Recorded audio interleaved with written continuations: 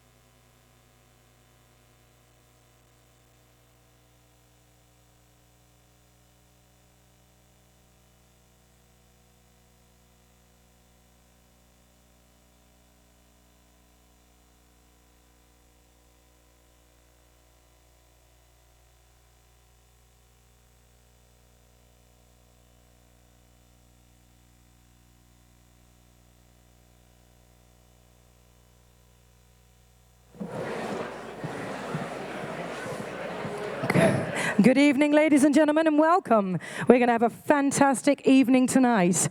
And we're going to start off this evening's wonderful fun with a little bit of music, ladies and gentlemen. This is a song called Oh Mother.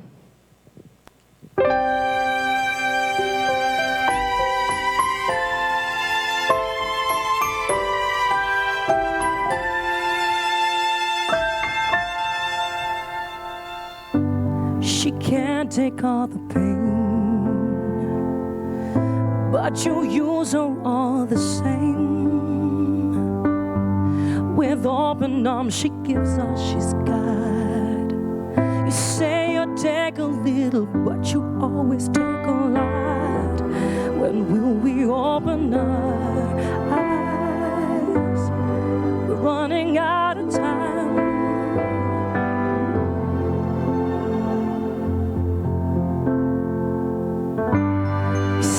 Stormy sky, see the plastic tears they cry, and when these rivers all run dry, there won't be time to say goodbye. It's so sad, look away from your screens. You miss what could happen. You're good and you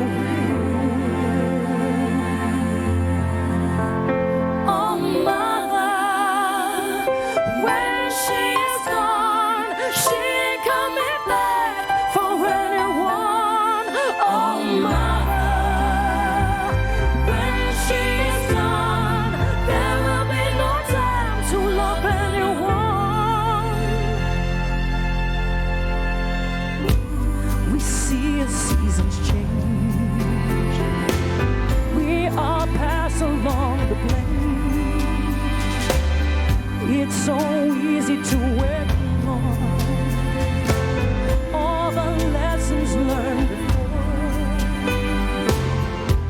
So look away from your screen. You will miss what could happen. You're good and you'll be.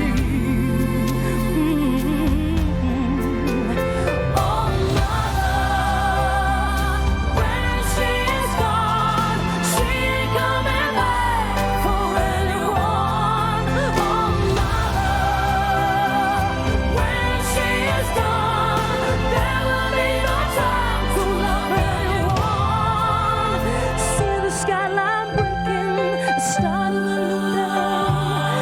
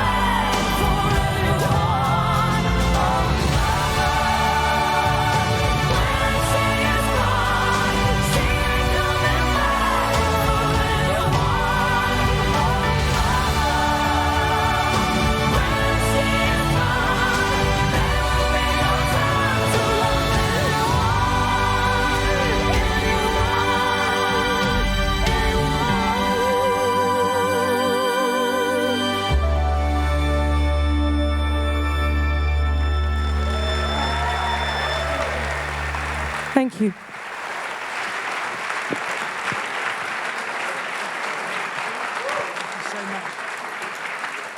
Reach your horn, ladies and gentlemen. My goodness, it is very much all downhill from here. That is the last bit of glamour you are going to see tonight. Tonight is a night of celebration and positivity, and it's all about things that we can positively do to make the planet a better place. We are not going to browbeat you with conservation here tonight, but I would be remiss not to talk a little bit, first and foremost, about why we're here. First, though, I hope you'll indulge me a few thanks. It takes quite a lot of work to put an evening like tonight together. And for that, I have to thank, first of all, the majestic Dan and his entire team from the World Land Trust. You lot are amazing. To Jonathan, our new glorious leader, I have to say that Helen and I are so thrilled and excited to be working with you. Please call on us as much as you want, because we are there and very much willing to help. And to magical Misty, the force of nature, who has really been the driving force of putting together tonight. Thank you so, so much for everything you've done, Ms. But why? Why have Helen and I decided to get involved with the World Land Trust? Well, to explain that, let me give you a little bit of my life in pictures. And when I say pictures, I mean graphs. So I was born in the early 1970s, when radio DJs were still stand-up cool guys, when science fiction was the year 2000, and practically everything was in black and white. Back there, when I was born, there were half as many people on the planet as there are today. The world's population has doubled since I was born. I was also born around about the time of Earth Overshoot Day. That was the last time that we, as one planet worth of people, were using one planet worth of resources. How crazy is that? And in this last less than 50 years, we have taken almost half of the world's forests. We have increased our planet's temperature in the Arctic North by as much as 2 degrees, and we've removed about half of the world's animals. Anyone who doubts that we are in the midst of a critical time, these figures should sum it up. This is not even in the stretch of one human being's lifetime. In less than 50 years, we have caused the kind of impacts on our planet that you expect to be caused by asteroids and tsunamis and massive earthquakes. And it's something that I'm seeing more and more every single day in my life as a naturalist. So increasingly, we're finding animals that are tangled up in plastic. The bottom right-hand one there, Helen and I spent the best part of a day herding this sea lion onto a beach to pull off this packing tape that was cutting down through its blubber and would certainly have killed it eventually. Even weirder was the fact that this happened on our honeymoon, which I guess says something about us as a couple, maybe a little bit strange. I also remember, as this was happening, a tourist boat pulling up and going, "Oh my God, that's that guy off the telly, sat on a sea lion." Very strange moment. But you know, these sort of things, we're seeing increasingly, day by day, the impacts that we are having on the animals that we share this planet with. And why is now so important to us? Well, last year, Helen and I became parents for the first time. And any of you who is quite observant will see that we're expecting our next baby now. I'm not entirely sure how that happened, as I've been away on expeditions for the whole of the last year. But it's a massive cliche, but it completely changes the way that you think about the world. All of a sudden, it's not our planet, it's their planet. It's the planet that we're passing on to them, and we want to make sure that we're giving it to them in at least as good a condition as we first received it. So all of this may sound very negative, but what can we do? Well, what we can do is this, exactly what every single one of you has done by buying a seat here tonight. As I'm sure many of you will have heard, we've been match funded, which means that every penny you've paid for your seat has been doubled. And there are some people in here who will have paid enough with their seat to buy a football field worth of forest in the Ecuadorian cloud forest. That forest will be protected for all time. That's what every single one of you in here has done and achieved. And working with the World Land Trust is amazing because they pick their bits of forest really, really well. They pick pieces of forest where buying even a few acres can make a massive difference. And here in Ecuador, what we've done is we've chosen a place where there are 2 existing protecting areas, and we're buying up the bit in the middle to try and join them up, to provide a highway for all the animals that live there. So what you've done by coming here tonight is honestly making a positive difference. Now, I love trees, and over the last few years, I've had the great privilege to spend a lot of time in trees, living up in the canopy of trees. And after a while, you get a sense that even one tree in the tropical rainforest is a miracle. It's a really special place. It can tower up higher than Nelson's Column. It can be home to thousands of species of orchids and invertebrates, and some of those will be completely new to science. After a while, you get a sense of what a tragedy it is to lose even that one single tree, and yet we are losing millions. So what you are all doing here tonight is a massive thing. It is truly a Christmas present for the planet. So thank you all, every single one of you, for coming here tonight. The first person that I'm going to introduce you to is probably, to me, the most special.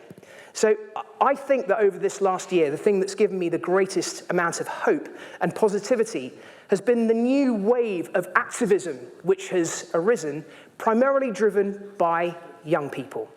Now that wave of activism, I really believe, is going to be looked back on in the future as being as important as some of the great civil rights movements of the past. I really think that now is going to be seen as a critical time. And that movement may have a face and a single name, but that's a little bit unfair because there are thousands and thousands of young people who are just as powerful and have just as big a voice. And you're just about to meet one of them right now. She is one of our very own. She is already, at her age, ambassador to the Born Free Foundation and to the Jane Goodall Institute. And frankly, what she has done already is incredibly intimidating, even more so because she's just sat her GCSEs. How depressing is that? Ladies and gentlemen, please put your hands together and give a massive RGS welcome for Bella Lack.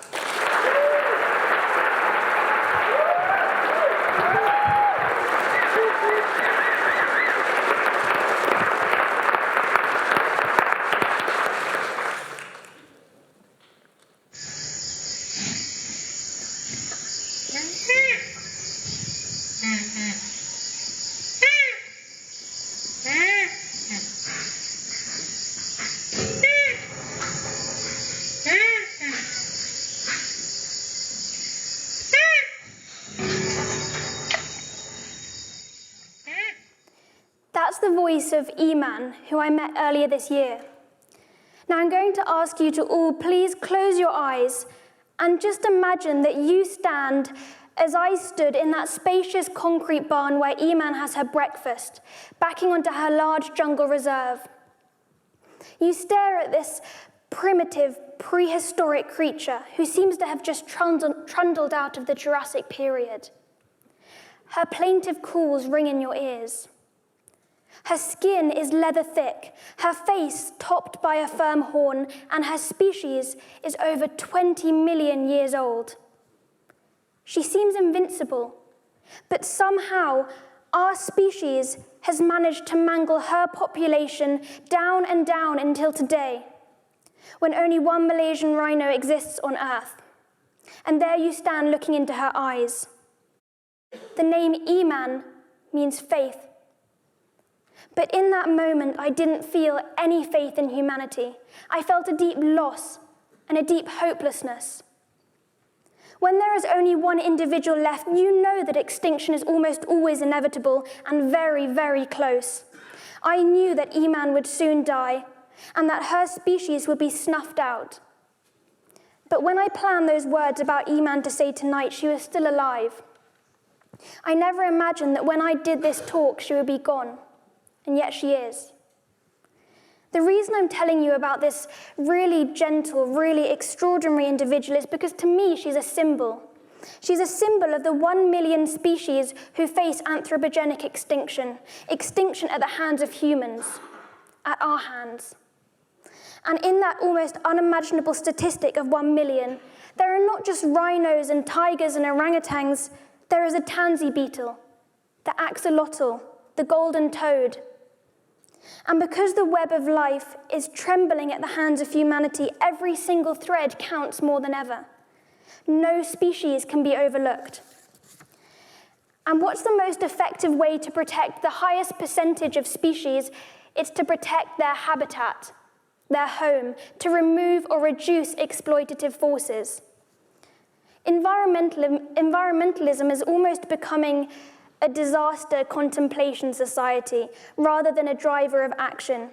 But when we know that habitat degradation and habitat loss is 44% of the cause of species decline, we don't need more scientific reports. We need action. This isn't just about funding areas of land, though. This is about a change in all of our mindsets.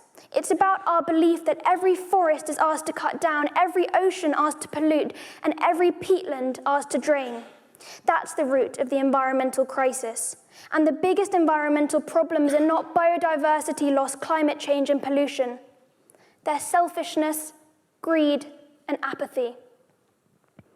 My problem tonight, though, is that I'm speaking to the converted. Everyone in this room has come because they care about wildlife and they care about the future of our planet.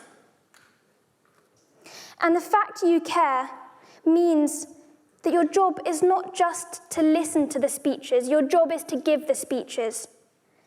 In a few weeks, we will enter the decade which will quite literally define our future, and you must be part of the transformation, not a supportive observer. Fortunately, collectively this evening, we protected a huge swathe of land, and we're not heroes. We will not be the saviors of Earth, but we will be the ones who help to loosen humanity's grip on the nature so that the natural world can begin to heal itself. We'll be the ones who listened to Eman's call and really heard it. We know that we're at crisis point, but we cannot and must not let that define the future of the species that we hold so dear. And a great amount of power is in our hands. We decide whether a forest is raised or left to stand, whether gorillas survive or go extinct, whether a river flows or not. Even the temperature of our planet is under our influence. And that means every single one of us has the ability to leave our signature on this planet. We just have to decide whether we want to leave a masterpiece or a wreckage. And now you've heard my message. You'll hear many other humans tonight. So what I'm going to do is be a typical teenager, rebel against the rules, and do something completely different by reading a poem I wrote called If Earth Could Speak, from the perspective of Earth. So, you are the humans. You seem kind of insignificant, small, yet you're the ones who think you rule over every creature that slithers, swims, and crawls. I know you feel invincible, like every other species is kind of invisible, because after all, you have guns, you have planes and rockets and brains, which are actually not that different to dolphins or apes or crows. You burn down my great forests, and you say that it's political. But even if you change your system, the damage will be residual, and yet you continue to act as though you don't know that it's critical. You say my sharks and bears are pests because they have the ability to cause deaths, but I can't help but feel cynical and call you hypocritical because whilst sharks kill 6 humans a year, you kill 100 million sharks and still claim you're the ones who should feel fear. 4.5 billion years is my past, and yet never before have I been forced to ask another species to stop the placement of I over us. So maybe it's time we discuss the fact you and I can no longer be unless you begin to see us as we. You rely on me. You will always be relying on me, so you need to start trying to stop frying my forests and saturating my sea. You want growth, I get it, but come close. Because I have to tell you that endless growth in a finite system is not the answer. In fact, in a human body, we call that cancer. We're almost at the end of this Earth year, and so listen and hear me out, because Just like a lion doesn't take all the gazelles, you must not take it all for yourselves. I'm just one planetary dot among trillions of others, of my sisters and fathers and mothers and brothers, but I want you to remember next year that this little dot is all that you've got. And you seem to have forgotten that I am irreplaceable and that this behavior of yours is disgraceful. I nurtured and helped you through hundreds of thousands of years of evolution, and now I just ask for a green revolution. Thank you.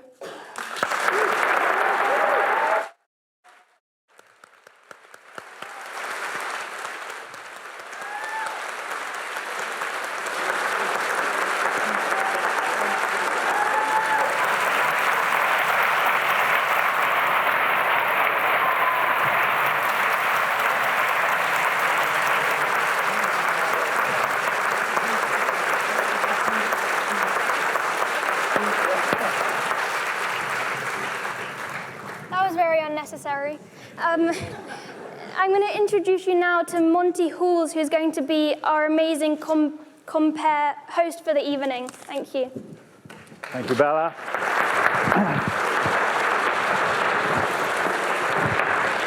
Well, thank you very much, Bella, and powerful stuff. And it strikes me, of course, that Bella is our Greta, basically, and we're really, really proud of her. And I think the difference between Greta and Bella is that Bella is a redhead. You don't mess with a redhead. There's a great, as I watched her speak there's a fantastic poem about redheads. So this desert flame, this pixie in the sand with dusty feet and painted skin burning to the moon, with fire dancing from her wings, she dares the stars to fade till the jealous sun will rise again to cool the heat she's made. She's a girl not to be messed with, I think. So, okay. Yes, I'm comparing the evening, and wonderful to be invited back by Steve. And I'd just say welcome to everyone to the best night of the year, unequivocally. And you might be aware that there's been something going on yesterday in the big house over there in Westminster, of course. And I thought it'd be quite interesting to contrast this evening, to kick us off, essentially, with what's been going on in the big house over there and what's going on in the big house here tonight with the group we've got gathered together. So the single abiding characteristic of the big house over there, the House of Commons, is that they can't seem to agree about anything. And the good thing about us all here tonight is we are of one mind. We're completely on the same song sheet. We've got one agenda, and that's to save a big old chunk of cloud forest. How wonderful to see what can happen when you just get a group of like-minded people together. Miracles can take place. It's like Brexit. Nothing that happens in the big room over there seems to last very long. It all changes when the next lot get in. But what you've done tonight will last forever. It'll last forever and ever. It's quite a thought. And finally, each seat in the big room over there, the House of Commons, represents a political constituency. Now, of course, that's very important, but each seat, as Steve has pointed out, that your bum is resting on represents at least 5 tennis courts, a football pitch, of rainforest. Look at the person sitting next to you now. You're looking at a gloriously kaleidoscopic, bustling, seething array of life. That is, unless you're sitting next to a VIP ticket holder. You'll be able to identify them, they'll have a nicer watch, and they'll look a little bit smugger than you, because they have 6 tennis courts. They've got an extra tennis court of rainforest, probably a tennis court next to a jacuzzi and a Maserati. Now, the VIP ticket holders get to meet Steve. But we also have VVIP ticket holders, and they get to touch Steve. And we also have VVIP ticket holders, and they're subjected to such an eye-wateringly intense experience with Steve that the experience comes with a free packet of wet wipes to get over. So there we are. Now, it was diplomatically pointed out to me last year that the reason we overran is that I took 25 minutes to introduce each speaker. So my wings have been brutally clipped by Steve and Misty, and I've only got 1 minute to do it. And this is going to be a challenge, because we have an unparalleled lineup of talent here tonight. Even this great citadel of adventure and exploration and endeavor that is the RGS has never seen a lineup of speakers quite like this. We've got extraordinary athletes, we've got national treasures, we've got icons, we've got explorers, and we've got adventurers, and we've got eccentrics. But how many of them, as I introduce our first speaker, can say that they've altered the perceptions of an entire nation? That they lifted their chosen field into the general consciousness of the general public and the wider media by their own remarkable achievements? Our first speaker did exactly that. In doing so, she vividly illustrated that once you set your mind to something, you become unstoppable. She showed us all that by being fearless and being relentless, anything is possible. Over a dazzling Paralympic career, she won 11 gold medals. She held over 30 world records and won the London Marathon 6 times. She's gone on to become a life peer, to be heavily involved in numerous charities, and to operate at the highest levels of legislation and government. She is also extremely and magnificently Welsh. She's interviewed by Helen Glover, herself one of our greatest ever athletes, a multiple world champion, a double gold medal winning Olympian. So please, everyone, raise the roof for Helen Glover and Dame Tanni Grey Thompson.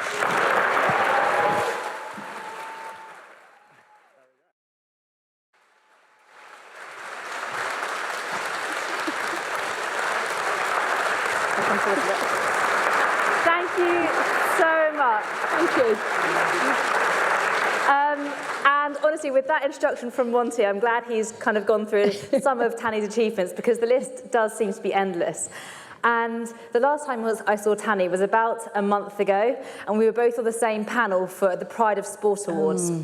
And it took a lot of deliberation, because all these amazing categories. We had grandmas who were running Ironman races, and we had prisons that had set up table tennis competitions and equestrian centres for inner city kids. And it became a running joke, because every individual we got to on this entire list, Tanni said, oh, I have to put my hand up and just point out that I've worked with them.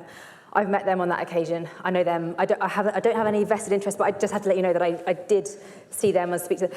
Every single person. And so this is a lady who does not just pay lip service to her passion in sport and in well-being and wellness. This is someone who truly, truly lives it. And my first question to you, Tanni, is going to be just to open up and talk about that first Paralympic win, if you don't mind. How did it feel?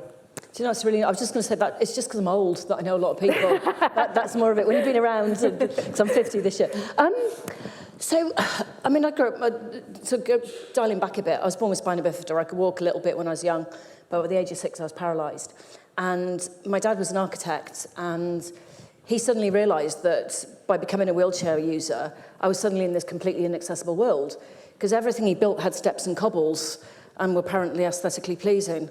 And suddenly it was like, you know, he realised the world he was part of was you know, going to stop me doing things. So he encouraged me to be physically active, mostly, so if I needed to go somewhere that wasn't accessible, I could get out of my chair, crawl up the stairs and drag my chair with me. And that's something he really instilled in me, was independence. I have to say the only time that's ever gone out the window was as part of the bid team for 2012. Had to go to a meeting in Singapore, final announcement, final day, and there was no lift up. And I was about to get out of my chair and crawl upstairs, and 2 people stepped forward and offered to carry me. And the first was Steve Redgrave, and the second was David Beckham. So I was like, no, you can carry me up, that's fine. I was like, oh, my dad would kill me for that. So anyway, so sport and activity was like a really important part of my life, but nobody knew about the Paralympics. And, you know, Seoul was my first games in 88. And it was an incredible experience, both just sort of field of play and the event. It was the first Paralympics that genuinely sat alongside the Olympics, and it was kind of rent a crowd. And so, you know, they really struggled to sell tickets. So local church groups came in every day, but they had the same seat for the whole games. But one day they'd have a British flag, and the next day they'd have a German flag, and then another flag, and they rotated. So it was all a bit surreal and weird.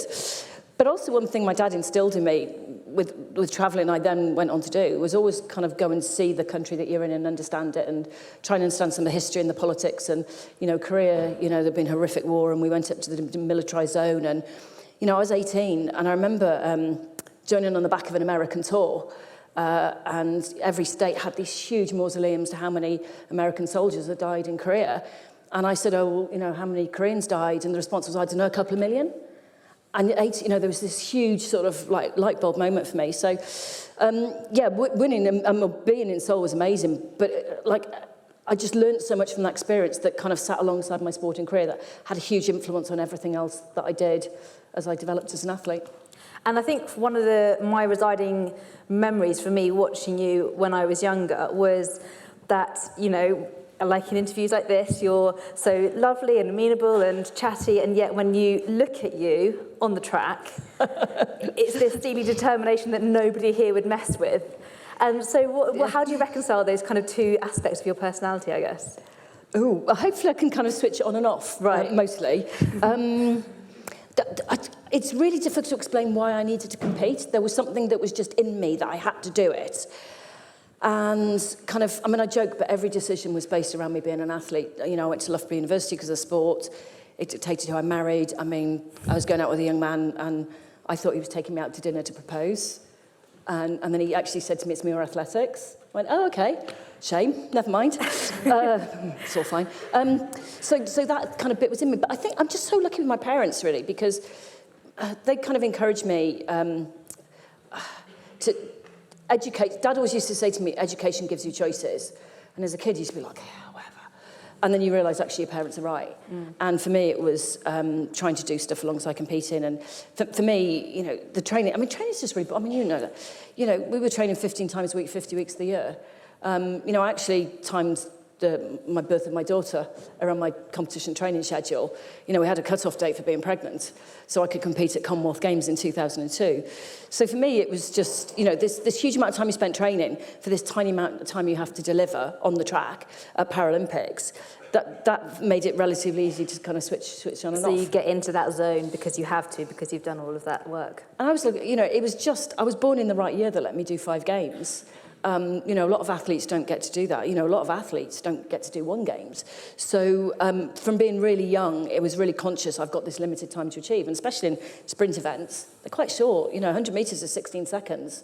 You can't go back if you have a bad race and say, can we do that again, please? Mm-hmm. So, and for me, so the transition through Paralympics, each games changed and was different and was amazing.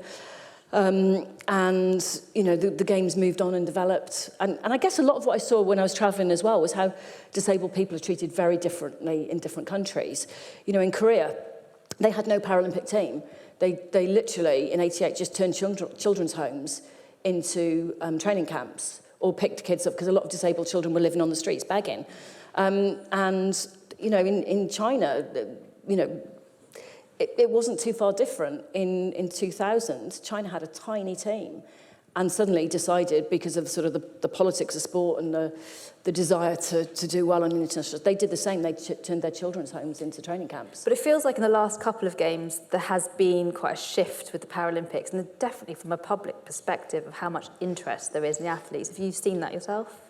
Yeah, 2012 was that big jump forward, and that was amazing to be part of. I bet it was really good competing there. I knew in my time. So actually, I knew in 1993 I'd never have a games on home soil that I could compete in, because you start working out the timelines and you go, oh, and that would have been amazing. But London just took it to a whole new level. And now, so many athletes are known, and actually understanding of disability and impairment and all those things that come with it, and giving opportunity to young people. So when I was born, my parents were told if I'd been born 2 years earlier, I'd have been taken away, not fed and allowed to die.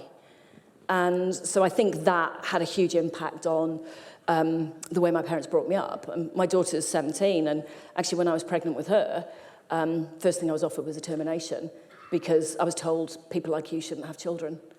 I'm like, oh, do you mean Welsh? I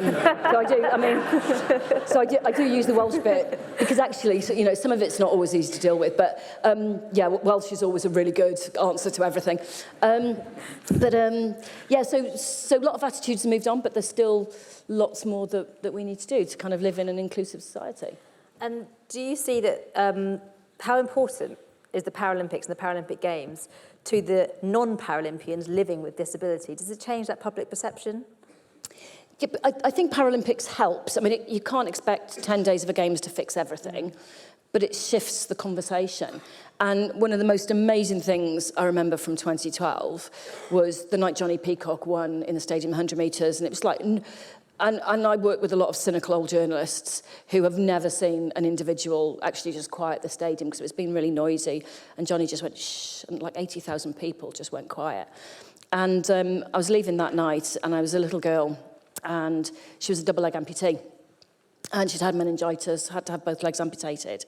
And I got talking to her mum, and her mum had said at the start of the game she'd rather be in a pram than a wheelchair, because at that age, you know, she was 6, 7, she realised that people treated her differently at that age.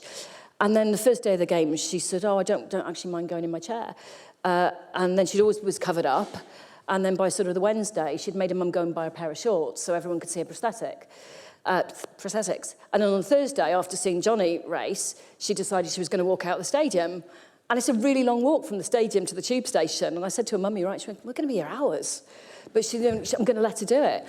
And I do remember I said to this little girl, you know, did you enjoy Johnny? You know, watching, you know, do you want to be the next Johnny Peacock? And she looked at me and she went, don't be stupid, I'm a girl. Okay, that's me told. But, you know, there are those moments that will change people's lives. And I guess just being visible, having that visibility is just important, and having open conversations, because I think that's what Paralympics does often, is open up conversations about disability as well. And that's really important. And, you know, I always say, you know, I don't mind you know, a young person coming up and asking me why I'm in a wheelchair, or just asking, because actually that's the way they learn. I'm probably slightly, I mean, the woman who when I was sort of 36 weeks pregnant said to me, how did you get pregnant? Slightly less tolerant of that. Biology lesson. Yeah, well, I had enough. I actually shouted after I had sex with my husband. Anyway, which is not, it's not becoming of anybody. But actually you learn by asking and watching other people. And what Steve said earlier about having children, you know, actually having my daughter changed a lot of the things that I think about and the things I'm involved in. And, you know, for me as a wheelchair user, I'd never go out into kind of open spaces and country because there's lots of grass and things like that. My daughter, actually, I think slightly despite me, has picked her sport to be kayak slalom. So I spend a lot of time on open rivers, and I mean, they're not great for access, I have to tell you, but... Perfect for escaping the parents. Oh, that pretty much is why she picked that sport, really, because I can't get near her. But you know, that, you know, I think you have to constantly learn, and, you know, for me, seeing a different side of the world than I would have experienced as an athlete or the work I'm involved in is just amazing to see that and be part of it. Yeah. And how is our Paralympic team looking for this? It seems weird saying this year. We're going into the Olympic and Paralympic year now. I know, it's really good. We're going to win lots of medals across lots of sports. I'm always really reluctant to name any athlete because I'm the kiss of death to them. I wrote an article I did about 9 years for a newspaper where every new year I had to make predictions, and every single year the up-and-coming athlete I picked either got deselected or injured. So you'd actually get to the point of youngsters coming up to me saying, don't name me. So, but actually, you know, Ellie Simmons, so she's fine, she's quite established, so I'm not going to ruin her career. But yeah, we're going to do, and women's sport is coming on in a really amazing way as well. Yeah, I think it's really important to touch on as well. We could talk all night about your athletic career, but you've kind of had this amazing career in politics as well. And what was it that drove you to take that step and that transition? So while I was competing, I was always interested in disability rights and affecting change and education. And my dad said to me, apparently, I don't remember this at all, apparently he said to me when I was 21 that I should aim to be in the House of Lords. And he swears blind that that's what he told me. But my dad told me a lot of stuff that I ignored or don't remember. But one thing they did instill, my parents, was about, I had a lot of opportunities to do things. And there was a responsibility to kind of pay back once. So my dad always thought my sports career was quite frivolous, and it wasn't a real job. And actually he said House of Lords wasn't a real job either, but that's something else. But those things were there. And I think when I was competing, it was quite hard. And then when I retired, you suddenly have the opportunity to do things in a different way. So for me, it's about using platform as an athlete, or what I do now, to try and affect change and get people to think differently. And there's lots of different ways to do that. And I think one thing sport does teach you is resilience. You're constantly finding different ways to be a better athlete. And it teaches you to find solutions. And that's really important. Is there a cause, a campaign that you're championing at the moment with a particular passion? So I'm doing a couple of things at the moment. Train access for disabled people. And apologies to anyone who follows me on Twitter. I tweet a lot about trains. And people get stuck on trains or refused access. And I did have one chief exec of a train company say to me, what would it take for you to go away? So my response was, I'd like the same miserable experience of commuting as everyone else, which we don't yet have. So I'm doing that. But I'm also doing quite a lot of work. And this kind of fits in tonight as well. It's actually about the use of plastic straws. And so it's horrific whenever you see, pictures of animals and plastic straws. It's just disgusting and horrible. But one thing that, and quite a small number of disabled people need, are plastic straws who can't drink any other way. And so some people love me and hate me for what I'm doing on this. Because actually glass and metal aren't suitable for a whole range of people. If you've got involuntary face movement, you can't have a glass straw, or a metal straw will break someone's teeth. So for a tiny group of people, the plastic straws are important. But for me, my irritation, and we absolutely have to cut plastic, and you have to really think carefully about, we've got one world, you have to think what we do with it. But for me, banning plastic straws is just this really difficult. It's a very obvious way of being judgmental about whether people are using plastic or not. Because it's out in your drinks, and for years I've said I don't want to try and turn it down. But it's very easy to go, you've got a plastic straw, and not necessarily understand. So some of my friends and people I'm working with have had really horrific abuse for using a plastic straw, but that's the only thing they can do. And then my challenge back to people is if you're being very moral about this, in your own lives, are you reducing plastic at home in every single way you can? Do you have a takeaway meal? And so for me, I think we all have to be really honest with ourselves. We have to change our behaviour. We have to change what we do, because I want my daughter to grow up in a safe and healthy and happy world.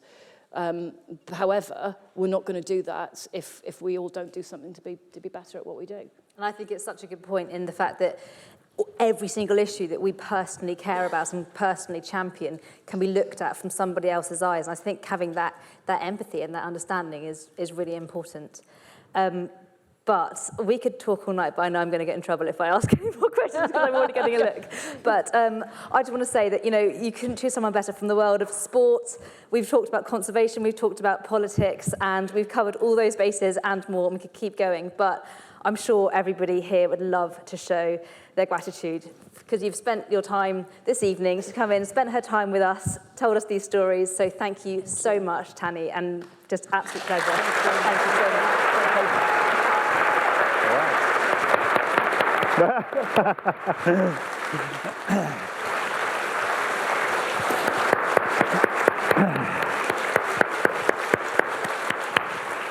Thank you, Dame Tanni, and thank you, Dame Helen. It's just a matter of time.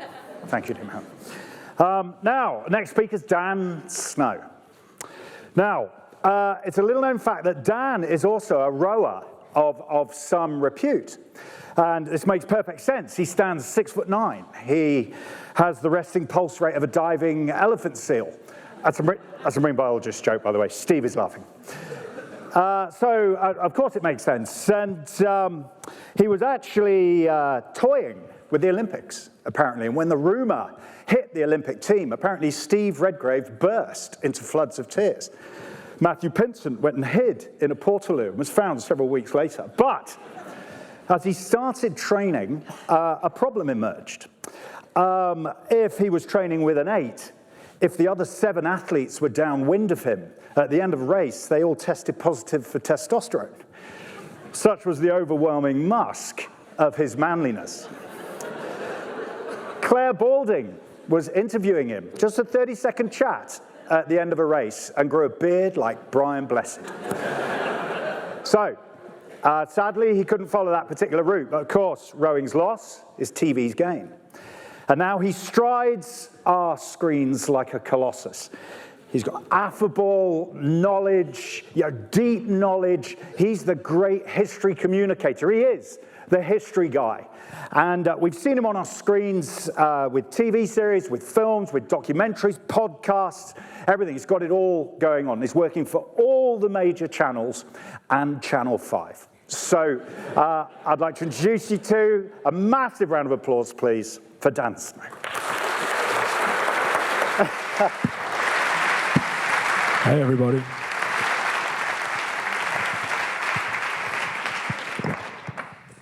Every year.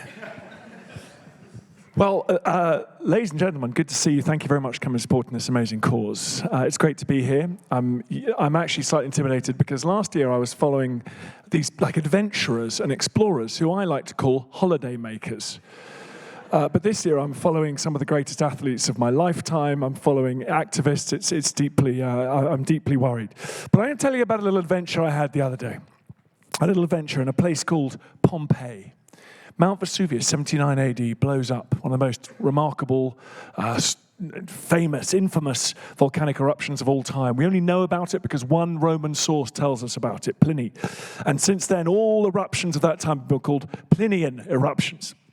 A giant cloud heads up into the sky. Pompeii and Herculaneum are bombarded, not by lava, but by volcanic debris falling down from this cloud. Pumice and ash. It starts to fill up. People hide in their houses. They think they're going to escape. They wait for it. Some of them try and get out. They wait for a break in this bombardment. It's like an artillery bombardment. It's like being in a battle. It doesn't stop. It doesn't stop. And then 12 hours later or so, that cloud collapses. The weight of all that rock and dust in the air crashes down, and it comes down the side of the Vesuvius like an avalanche. It completely obliterates Herculaneum, and it obliterates Pompeii, and many, many other sites as well. That superheated ash, a pyroclastic surge, 500 degrees centigrade, the ash comes down, incinerates all human flesh, leaving, and then settles. It boils brains. In fact, it boils brains, spontaneously cooking brains. And it doesn't just cover Pompeii and Herculaneum. It also, which is what I thought before I went out there a few weeks ago, it also covers a whole area. It actually covers the richest area of the whole of the Roman Empire. This was like the sandbanks of the Roman Empire, right? The Bay of Naples. There are 1,000, apart from Pompeii and Herculaneum, there are 1,000 villas, palatial villas, which were on the banks of this lovely Bay of Naples, covered in that eruption. And so far, we've excavated less than 10 of them. Okay, so what that means is, underneath the soil of the modern layer, which eventually the ash had all settled into rock, and then grass started growing on it. Nature took over. People moved back. People forgot. It's now a very populated area. But it means that everyone living on that area is living above priceless antiquities, and this hasn't been lost on some of the people living around there. And that's where my adventure begins. I was filming in Pompeii, and the police chief of the area, we're getting on well. He says, "Look, we just bust open this crazy network of robber tunnels. Do you want to come and check it out?" So we were like, "Yes, we do." So we get in a car, blue lights going on top, and we go into this place. First, you are the first people ever to hear about this. I've been ordered by my television company not to tell you about this. The program is going out in January. But I'm telling you because I can trust you. We go down, we arrive at this place. There's a knackered old, it's about 100 meters from the edge of Pompeii and the sort of official enclosure, barbed wire, big wall, and we're in a sort of back street of this kind of area of it's a bit like Naples, a bit rough. And there's a house, it's got corrugated iron over it, big padlock, and then suddenly the earthquake boys come. Now, Monty, you said some kind things about me, but if you saw those guys, you'd know what testosterone was. These Italian stallions get out the back. They are the volcano and earthquake recovery team. Elite crack squad. My camera person, brackets female, was struggling to control the camera. And they start piling out, and we get hard hats, we get amusing, frankly unnecessary sort of dungaree type things, extremely tight around the buttocks, steel toe cap boots. We have gas, we have monitors around our neck. check the gas levels, carbon dioxide levels. And we go into this house, we rip the corrugated iron aside, and we go in. And there in this house, there is a small hole about as big as that in the ground. And I wriggle my way through that hole, and this guy, the person who lived in this house, has been robbing antiquities in Pompeii. I go down this little tiny shaft. We get into this kind of cellar. We go down another layer. And it's been over years, this guy has burrowed out for this Roman villa he's discovered under his house. We crawl through these little passageways. Now, if you're robbing a Roman villa that has been engulfed in hot ash and pumice, this is what you do. Most of the stuff, like on this stage, is by the wall. Like nice, look at this, you see? Soft furnishings, chairs. There's nothing much in the middle, the nice big plasmas here, but nothing much in the middle of the room. You think about your house at home. So if you want to nick stuff, you find a wall, and then you burrow along the wall, and you angle grind frescoes off the wall, and then you steal statues and busts and things around the walls. And that's what this person had been doing for years and years and years till it was broken up by the police. And I was in there crawling along like this, and I found at one stage a human vertebrae. And I said to the police, "Do you need this?" And he went, "Yeah, we do." Because it's either a homicide or this is a piece of vertebrae from someone who died in the 79 AD eruption of Vesuvius. So he bagged it up, took it back to the surface. They're a bit slack, these Italian police. And then you're going and you see on the wall, they've just cut out all these beautiful murals and frescoes. And then they sell them on the black market. It's tragic. But the little edges of them where they can't quite get under it, I was able to get right in, wriggle right in, and because all the rock is falling in. It's only 2,000 years old. It hasn't really set properly, so you're constantly getting bits of this ash and this pumice. The tunnels are collapsing, and you're brushing out your hair and getting off your clothes and stuff. And then so you're putting it like this, and you realise you're the first person since that eruption in '79 to see these murals. You're wiping off the wall. It's so exciting. We found human remains, and then we went into an area, we tunneled through this area, and we got to a place inside. We went inside the actual Pompeii, the tourist bit. And in that bit, the police had tipped off the archaeologists about this tunnel. So they dug down from their end, and they were uncovering from their end. So we came out blinking into the sunlight, just covered in ash and pumice and nightmare, blood everywhere. And we come out, well, I slightly graze on my elbow. We come out, and the archaeologists are working away, and this was the highlight, because what they'd uncovered was the stables. And the middle of as you dig in Pompeii and Herculaneum, you're digging through this ash, this rock, and you find these huge voids, and you're like, what is this void? It's like this big empty space, and there's a few bones in the bottom. And they realize those are the humans that died in these places. The flesh has all rotted away, the bones have all dropped to the bottom, and if you pour plaster of Paris in, and then you brush all the ash away, you get perfect casts of the humans. You've got mothers and children, they're hauntingly beautiful, they're tragic. But in this particular place, they'd poured plaster of Paris in, and they got horses. The only 2 horses ever recovered from the Roman period. These horses, and you can see the pain and the terror on their faces, because they're frozen forever in the exact moment that wall of pyroclastic surge hit them, that super hot ash hit them. And they were all in their bridles and their harnesses, teeth exposed, a bit of bone left, and then plaster of Paris like that. And so what must have happened in this beautiful palace, they said, saddle up the horses. As soon as this ash starts falling, we are going to head for the coast. And they never made it because that ash crashed into that house, completely submerged it, covered it for 2,000 years until someone came along and started nicking everything from inside it. But then luckily the police took me down. So that is on television in January. No one's supposed to know about it. The Justice Department of Naples were furious the police took us down there, so it was subject to some legal wrangling. But we got it over the line. You're going to watch it on television soon. So that was a great adventure I've had. So thank you for listening to that tonight. Enjoy everyone else talking about their holidays. And just to echo what's all been said tonight, there's a lot of problems in this world at the moment, a lot of problems, but the solutions all involve trees. Let's save the ones we have. Let's plant some more. Thank you for everything you've given us tonight. Thank you very much. Thank you, mate.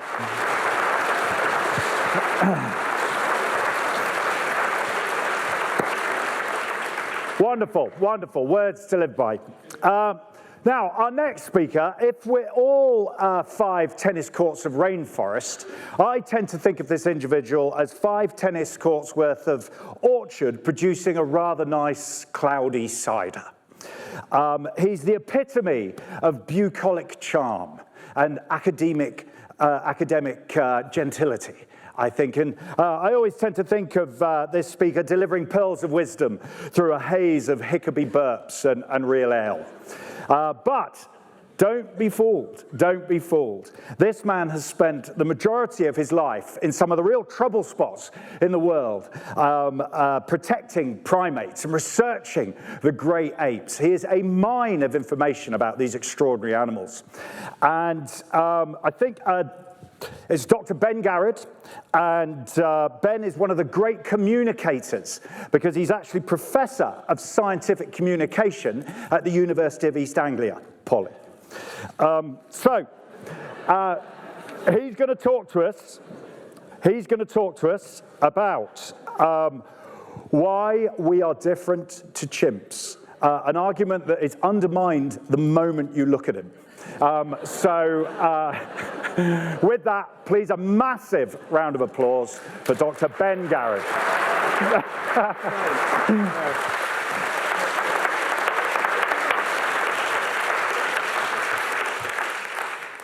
I would take that intro from most people, but I'm sat between Monty and Steve and George McGavin, and I'm the least anthropoid ape out of the four of those, so thanks, gents. There's this idea that we are protecting forest habitats. And I've lived, as Monty said, I've lived in forests all around the world. I feel much more comfortable in the forest than I do in a city, in a town. I get quite claustrophobic around people. So this, terrifying still. Still a little bit terrifying. Much happier in a jungle, in a forest. It feels like home. And I say home because it's only home when it's inhabited. A house is a house. A house is just an inanimate object, a building. But it's a home when someone lives inside it. And that's the other thing that forests do. They act as homes. And we're talking tonight about South America and all the wonderful habitats and ecosystems and species reliant on those forests out there. But got a bit of a bias. I'm very African in my loves, and I spent a lot of time working for a wonderful woman called Jane Goodall in Uganda, Rwanda, Congo, and right across to West Africa for several years, working with chimps. I lived in mud huts in the middle of forests for sometimes the longest was 3 years with no electricity, no water, working with chimps day in, day out. Hard life. Kids, anyone ever says to you being a scientist is rubbish or you're a nerd or you're a geek, go, yes. And it sounds amazing, all right? If anyone says you shouldn't be a geek, they're idiots, all right? This whole row is full of geeks. Every inspirational person you think tonight is a geek and proud, first of all. Right, so these forests are homes for different beings, different species as well. And I could talk about any of them. I could talk about this tiny little butterfly that would keep George happy, a little tiny blood red Simoso, beautiful thing that we only found in my area. We had little birds called Pavel's Illidopsis that were only found in my forest. We would have people come from all around the world, spend thousands of pounds, come and look at this big, beautiful cathedral forest for one little brown bird. And they'd see it within about minutes because they all lived all around our rubbish dumps. One of the rarest birds in the world lived just around the rubbish dumps. You go, right, you've paid hundreds and hundreds of pounds. Do you want to go see some chimps? Nope. But chimps are my thing. I love working with chimpanzees, and I work with orangutans, gorillas. The great apes are amazing, amazing beings, and they are absolutely dependent upon their forest homes. So I want to talk about chimps a little bit. I haven't got long. I'm going to have to rush through this. This is why I'm talking so quickly. And I love this idea, as I'm an evolutionary biologist, and I like the idea of what defines us as a species. We've got this wonderful idea that we're very important. Who here thinks they're important this evening? Obviously Steve. Anyone else? A couple of hands went up there. Oh, you arrogant so-and-sos. The most wonderful thing I can tell you tonight, everybody here is not important. No more important than an ant or a bee or a tree. You're all part of something. You're not going to survive without the bees or the ants or the trees. So yes, you are important, but as much as them. So I want to talk about my chimps and what helps separate us from chimps. Because we are important in some respects, but then so are they. And we love this idea that we're the most special animal in creation, in evolution, in the world. But we're not. But they're our closest living relatives. So I want to quick play around and see what defines you, what separates you, every single one of you, from a chimpanzee. Here we go. First of all, skulls. One on the left, human, one on the right, chimpanzee. They've got the same number of bones, approximately, as us in our body. And I know some very well-known academics who are doctors. I don't think Alice Roberts is here. who actually, when she first started teaching, used to put chimpanzee bones in the human skeletal material for her students just to mess with their heads. Because they're so similar. So skeletally, there are very, very few differences between us and chimps. They have all the same muscles. Yes, they're a little bit hairier, but in many ways, they're very, very similar. We have one defining feature, one physical defining feature that sets us aside from the rest of the natural world. Ladies and gentlemen, boys and girls, it is the chin. That is the one thing that defines us anatomically. If you look at a Neanderthal skull and us, just 44,000 years ago, and you can't tell the difference, you've just got one little bit, the one thing that defines us, if one has a chin, that's human. So all these wonderful things, they're slightly stretched, they're moved or twisted, but the one thing we have that nothing else has is a chin. Not very important, is it? So we can't really look at physical things, really, to help define us. So we need to look at things that we do and chimps do, and can we separate ourselves from them? And look at the genetics. We've got 3 great apes up there. First one, the greatest of all the apes, Jane Goodall. We've got a gorilla in the middle and a chimpanzee on that side. Now, the odd one out is the gorilla, because the chimpanzee is more related to Jane than it is to the gorilla. We are the closest genetic link, or closest genetic match, with chimpanzees. We share 98.6% of our DNA with chimpanzees. That's 1.4% genetically different. Technically, we could never do this. You could have a blood transfusion, we think, between chimps and humans. We're that similar. And in many other groups of animals around the world, just being 1.4% genetically different wouldn't even make you a different species. They would make you a different subspecies. That's really cool. So genetics, no, that's not really going to help us look at the difference between us and chimps either. And actually, who here thinks they're 100% human? See, I've got you now. You're like, don't put your hand up, he'll get you. You're not. The average person in this room will have at least 3 to 5% Neanderthal DNA in your body right now. About 1.5% Denisovan DNA, which is another type of human, and about 1% of a ghost species. Thank you. Of a species we don't quite know what it is yet. It might be lost in the fossil record, or we just haven't discovered it. But we are a mishmash of weird things. And for the older members amongst the audience, when you start to think how we've got different species DNA just within our own bodies, we don't know. Well, we do, but... Kids, ask Mum and Dad later. Say Uncle Ben. No, Uncle Ben, Dr. Ben asked you to. So genetics doesn't help either. So let's look at a few other things. Let's look at the abilities between chimpanzees and humans. We must be able to separate them down. I mean, we can use iPhones and we can do all these incredible things. We can stand up here tonight. It must be easy to separate us and chimps by what we do. Okay. Someone just go, oh, then. Serious scientists never go, oh, any of my things, right? For years, hundreds of years, we were known as man the toolmaker. Ladies, I don't know what you were doing. The textbooks all said, man the toolmaker. That was what defined us. We were able to use tools. That was it.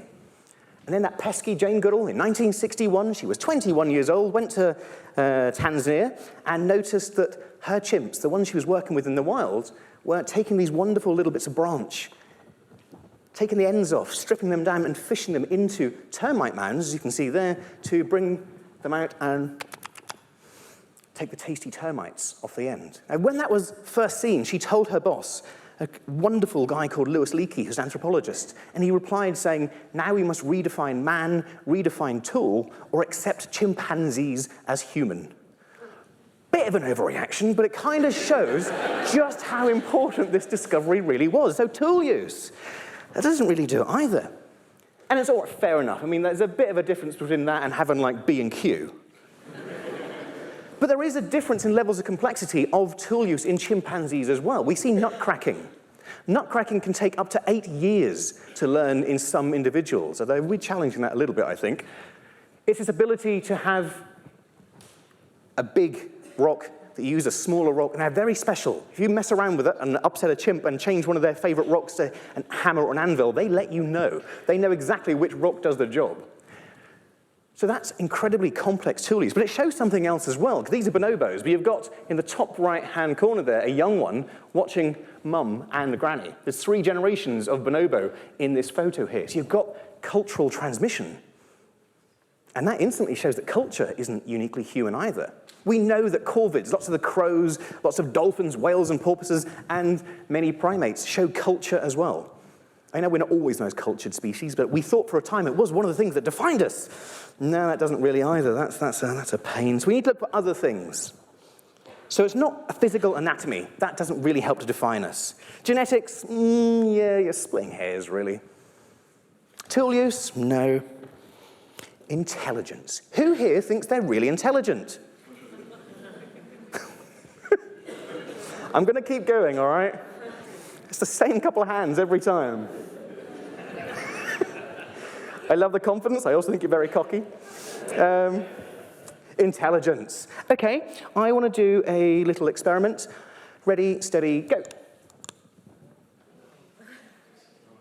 Could you just write down where all those numbers were in order, please? Everyone remember where they all were? Yeah, you got 1 or 2 of them? Anyone got about 6, 7 of them? You liars, you didn't. That was up there for a little over a second. Maybe I was a little bit keen on there. I'll give you a little bit longer. I'll count to 3. 1, 2, 3. Did you all get it that time? Yeah, honest. The fastest a human can do it is about 3 seconds. The first time I showed you was just over a second. And chimpanzees, such as AI here, who helps researchers understand how intelligent chimpanzees and non-human apes and human primates can do it in about 1.6, 1.5 seconds. Consistently, every time. And there are a numerous number of chimps now who can do this and outperform humans every single time. And yet we think we're more intelligent, but they've outperformed us on an intelligence test. So my forest where I used to live in Uganda and in Rwanda and Congo, some of my chimps had 225 different species of plants that they could eat on a daily basis, or a yearly basis, sorry. Some of those were toxic. I'd survive about a minute and a half. Be like, oh, that looks tasty. The ability to understand and differentiate over 200 species of plant is very intelligent. But if we look at the way we understand intelligence through our eyes, yeah, of course, we'll always be more intelligent.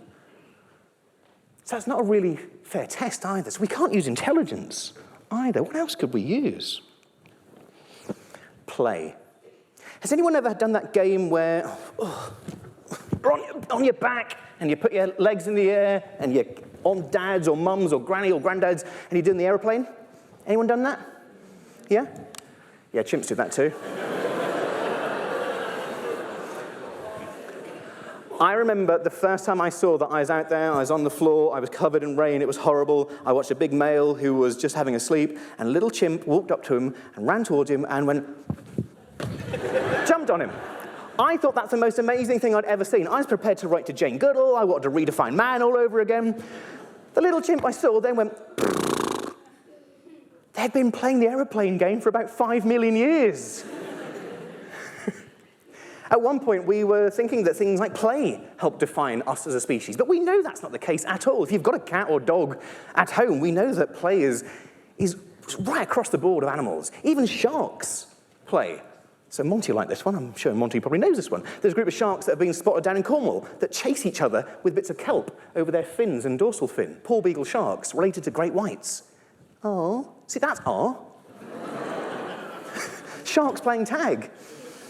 So play doesn't help define us either. We need to look further afield. One thing, for a while, not long, thankfully, that we thought defined us as a species was fashion. Don't laugh. Okay, who here thinks they're fashionable?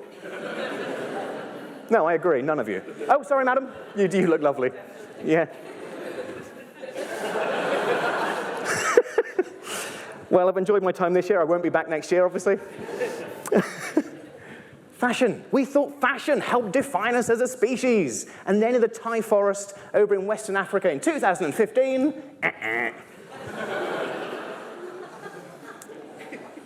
For a short period of time, the researchers in the Thai forest noticed something strange. They noticed that some of the chimps within their population, at the start, the younger ones, were putting things in their ears, little bits of twig and branches. No functional purpose there. They were just walking around with bits of... You got twigs? I got twigs. They weren't winkling anything out. They weren't storing them for... We don't think they were storing them for later. It was a fashionable thing. It was something that came along, aesthetics. It just looked cool. I think that's pretty cool for a little while. So fashion doesn't define us either. We went a little bit further afield, and we know that animals kill one another. Animals are territorial. But very, very rarely do you see that next level. In fact, never do you see that next level. So we defined ourselves, or helped define ourselves, through warfare. I'd rather be the fashionable species than the warfare species, where you systematically go and attack another of your kind just for the sake of it, just because you can. This was first seen in 1974 by Jane Goodall again. One of her populations, or one of her groups of chimps in Gombe in Tanzania, split up. Friends, family members suddenly split for no reason. The weather hadn't changed, the climate hadn't changed, resources hadn't dropped. And one population split from another, and over the next year, they systematically wiped the other ones out. And we saw the same thing that we've seen in some human populations around the world, some human tribes up into the 20th century, where every so often the males would get together, they would huddle, they would intensively groom, and they were silent. They would go on raiding parties.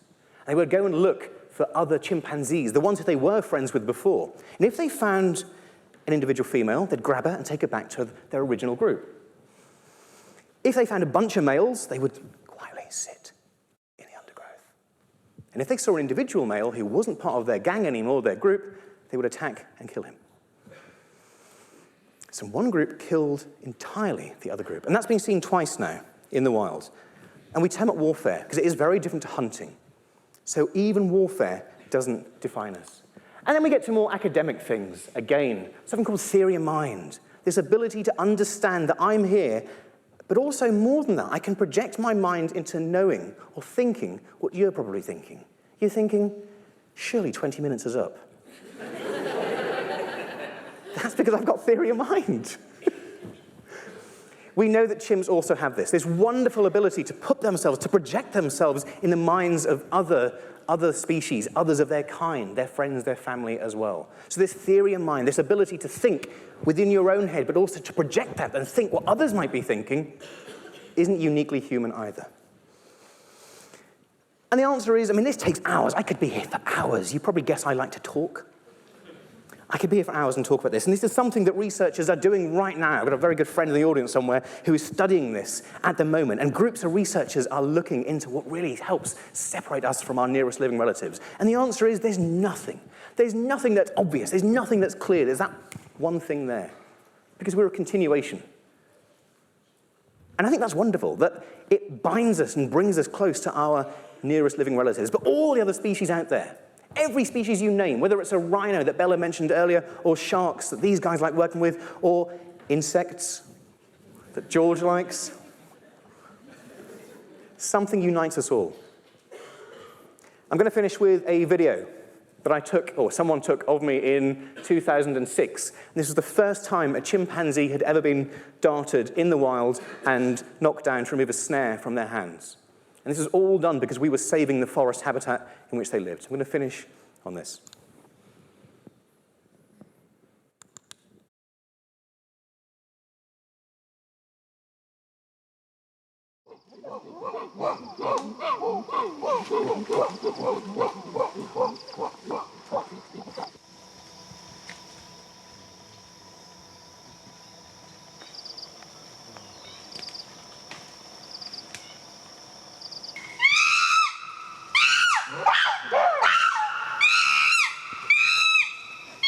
Yeah, but the best thing is just remove this hair. That is, if you leave it there, it will get gangrenous. If you don't leave it there... Can make that... Yeah. Open there. Give it... He's getting lighter. Yeah. Get more anesthetic too. And shoot him. Got it? No. He's waking up. Come on, Jordan. You're getting his ring.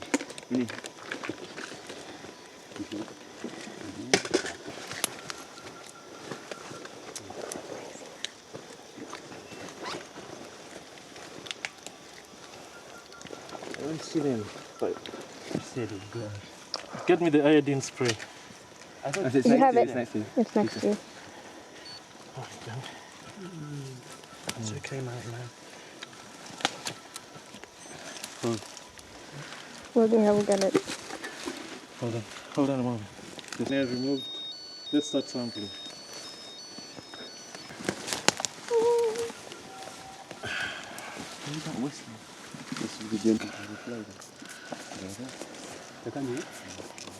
The wound damage isn't bad. Okay. Yeah?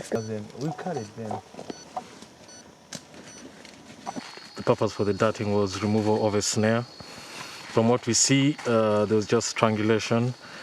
The snare went round and cut circulation to the forefront of the hand, and that's what caused all this swelling. But as we see, the prognosis is very good. We just cut off the snare and cleaned the wound. Chimp is hardy enough to recover on its own.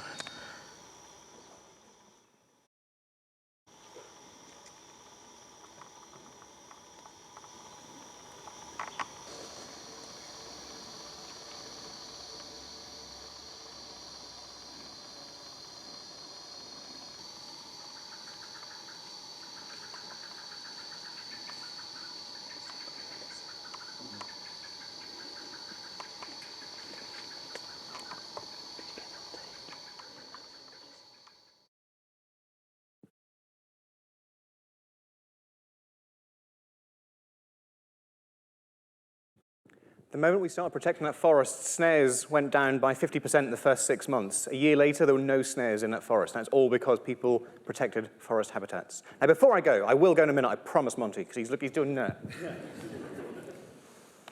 Chimpanzees come together, and they live in huge groups, up to 1,000 sometimes. And it's very hard to find where they are, and it's important for a chimp, any chimp, is to feel part of something bigger, as Monty mentioned earlier. I want to do something with us, with you right now. I want to do a bonding exercise. They do something called a pant hoot every morning, every afternoon, and it bonds the community. And everyone joins in. It starts gently, and it builds up into a crescendo. When they can't take it anymore, they just go, "Rah!" So, what I'm going to do, I'm going to start the pant hoot, and you're all going to join in. Right? Join in when you feel it's appropriate.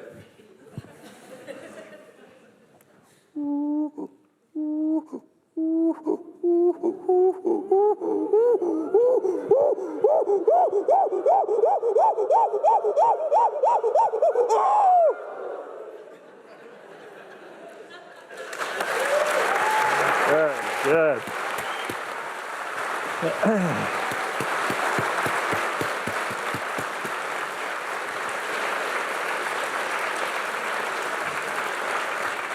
Brilliant, brilliant. I felt something strangely primal stirring within me as we all did that.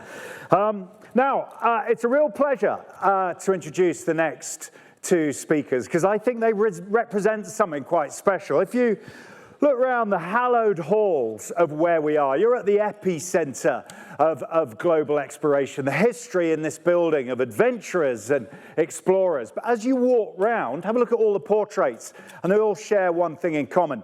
They're all white, middle-class men.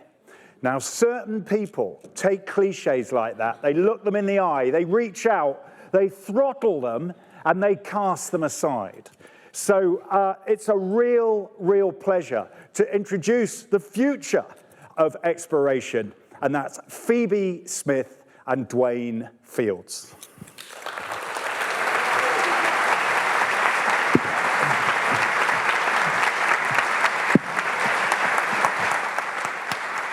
Well, thank you for that introduction. You're probably thinking, why is that just Phoebe? Where's Dwayne? Well, he arrived late and we weren't sure if he was going to be here. So I'm going to talk a little bit about me, first of all, and then I will call my teammate up to see me. So, yes, I'll start by, first of all, telling you who I am, because I'm sure most of you have no idea at all. So I always like to start with these two images, because I always like to say I lead something of a double life. So the picture that you see on this side of me with Prince Philip, that represents what I do to kind of pay my bills, which is I'm a travel writer and photographer and broadcaster, and I like to write and document places I go to. In that particular picture, I was at St. James's Palace, giving out the Gold Duke of Edinburgh Awards. And you can see in the picture I'm laughing, and that's because Prince Philip said to me, where are you going next? And I said, Burma. I'm going to go and spend some time with some sea gypsies. And he said, which publication are you doing this for? And I said, Wanderlust magazine. And he said, good God, it's not a German magazine, is it? And they managed to capture that moment so beautifully. But that's me. And again, what I'm wearing tonight is not very much what you would expect to see me in most of the time. I am far, far more comfortable in this kind of attire, out in the middle of nowhere, in this beautiful mountainous region. And that is not somewhere abroad, that is actually in Scotland, in a place called the Fisherfield Forest, which is also known as one of the last great wildernesses. And what do I love to do? Well, I love to write. As we know, I've written 10 books. You may notice a theme, though, with them. And that theme is sleeping. Because I've always said, I'm not a great athlete, I can't climb really vertical cliffs, I can't row across oceans, but my God, I know how to sleep. And so I'm going to make it my mission to sleep wherever I can.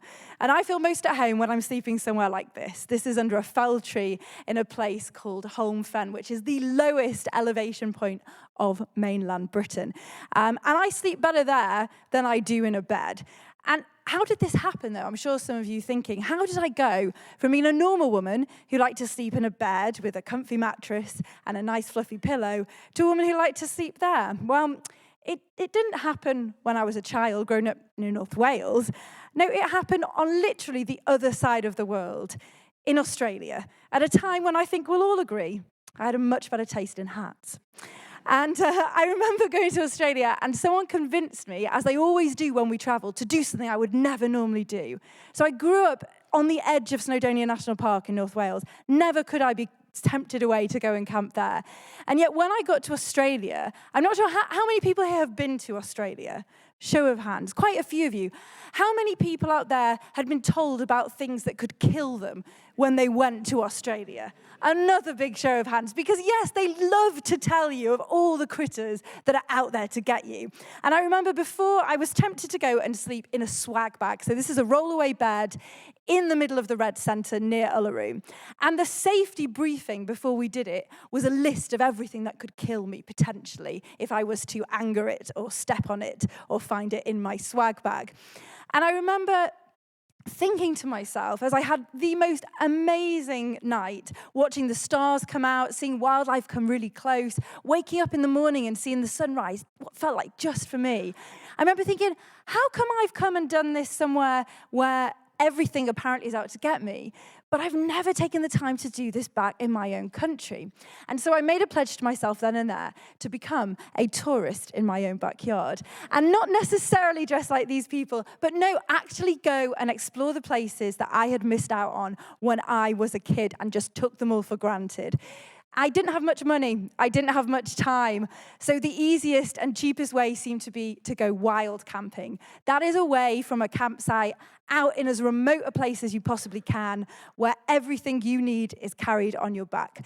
But I just didn't want to go and do this. I wanted to do this by myself, a solo wild camp.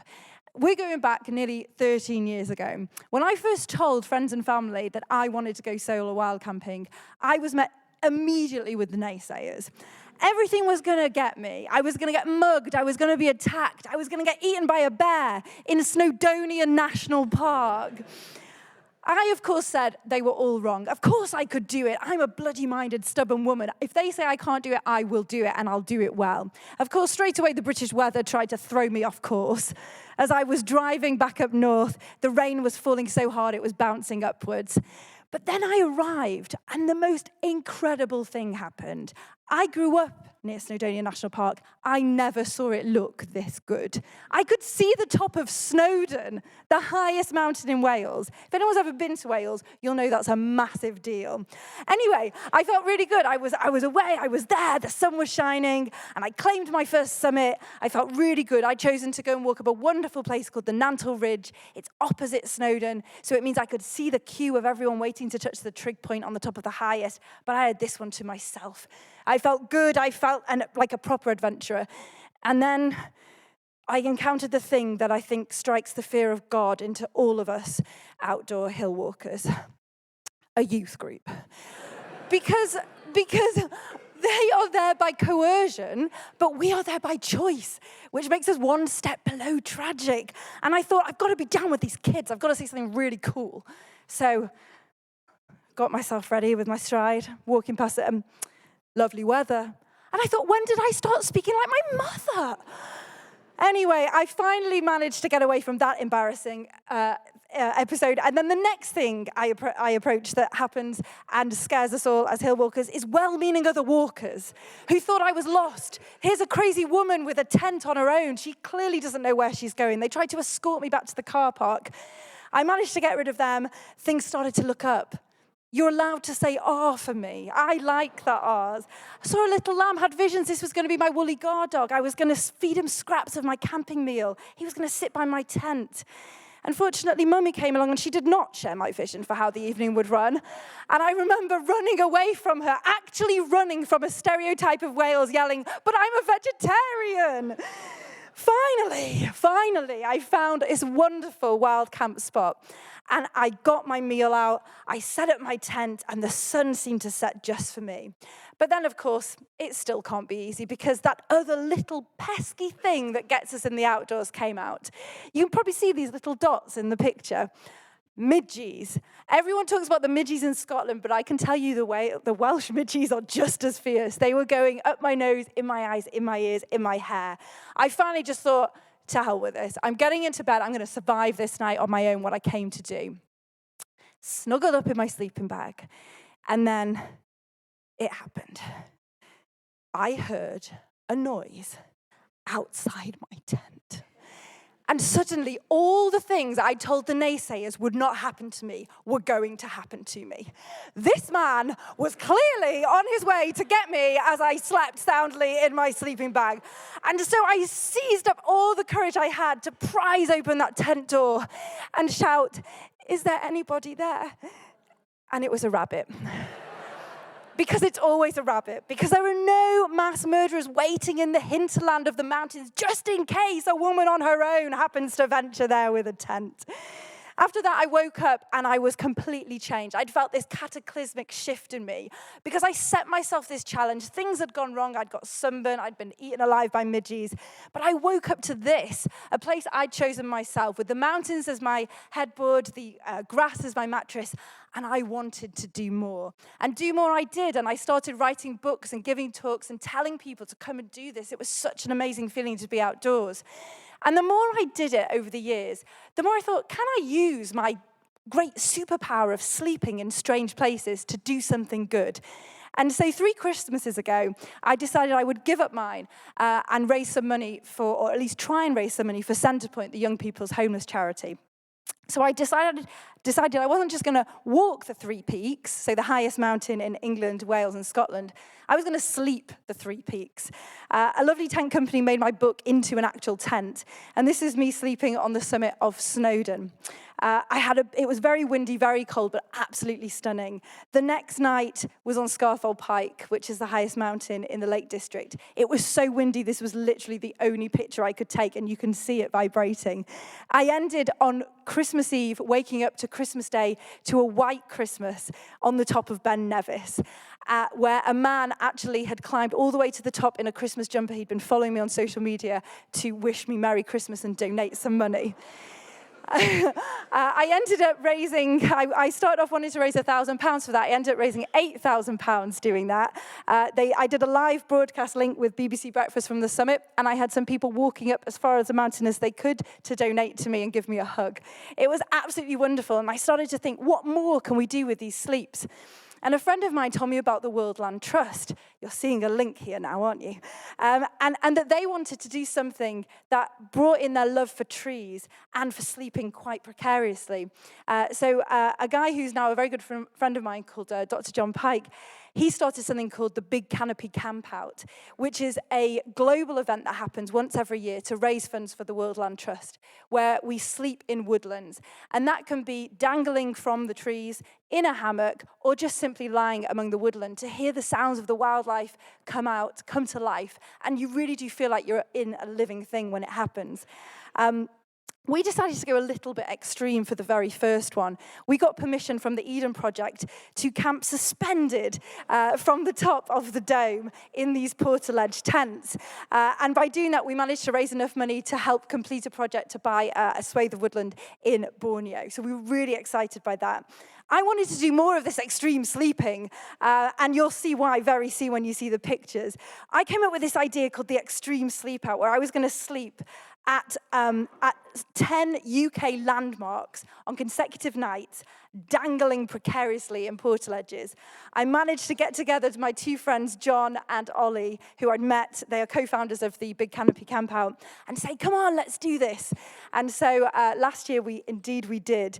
We started off in Scotland at Strathy Point, where we hung from the sea cliffs, watching the seals frolic in the water below. Then we moved on to a place, this is what it looks like. This is the bedroom, I should just say. You have to sleep in a harness. You get used to it. I got harness withdrawal afterwards. I started to feel like I'm not very protected if I'm walking around without one. From there, we went to the Bunnet Stain. This is a wonderful rock formation in Fife, near a place called Cooper. I had people in Fife on social media saying, I've lived here my whole life. I never knew that existed. From there, for any football fans out there, we went to the Stadium of Light in Sunderland, where people were asking us randomly to point out their season ticket seats that we could see from the rafters. After that, we went to Gaping Gill, which is a 98-metre drop cave in North Yorkshire. And we literally slept, as you can see, right on the edge, looking down at that abyss. From there, we went to Bradford, added some drama to proceedings by hanging off the Alhambra Theatre, where we even had homeless people shouting up words of support to us as we slept the night there. After that, we went to Manchester. We were bailed out when a venue cancelled on us, and the climbing centre there, which is in an old church called St Benedict's, let us dangle from their walls. Then we went to Wales, of course, had to pay some lip service to Wales, to the shores of Lake Vyrnwy. That's actually the moon you can see there, not the sun. From there, we went to Bristol, if anyone's from Bristol, familiar with this. So this is the Clifton Gorge. We actually asked to sleep suspended from the bridge. We were told there'd be too many copycats, so we weren't allowed to do it. That gives you a little bit of an indication of how big the gorge is. And also home to a certain species of plant that is only found there in the entire world and nowhere else. And I met the wonderful botanist, a woman called Libby, who actually found it and named it. We stayed in London. We dangled off the Centre Point Tower, believe it or not, till it got so windy we had to decamp to the roof and got, I think, one of the best sunrises that exists in the city. And then we ended at the south, dangling off the Spinnaker Tower in Portsmouth, where we'd raised £20,000 for Centre Point. But it just goes to show you can take a skill that you have and you can change things for people, change things by helping the World Land Trust protect rainforest for the wildlife and for the people. You can change lives of homeless people by doing a sleep out. And I wanted to do even more of that. And I met a wonderful person called Dwayne Fields, who I'd now like to welcome to the stage with me. He's sitting there, chomping at the bit, who you may recognize as being as one half of We Too. Hello. Hi.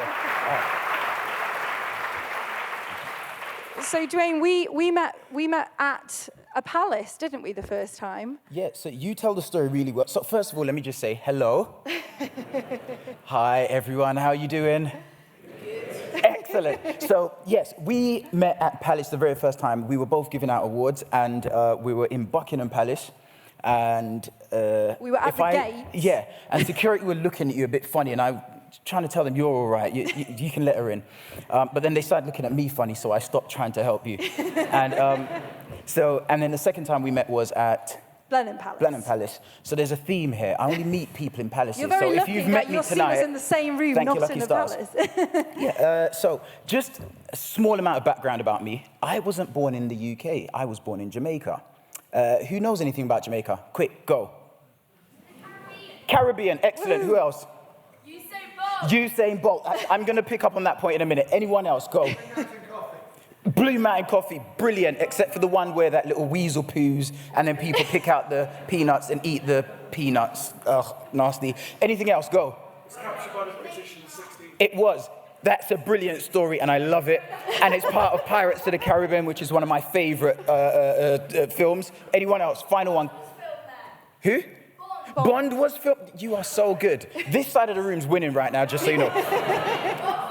Bob Marley, excellent. I love it. You haven't said my favorite thing yet, which is ice cream. We do brilliant ice cream.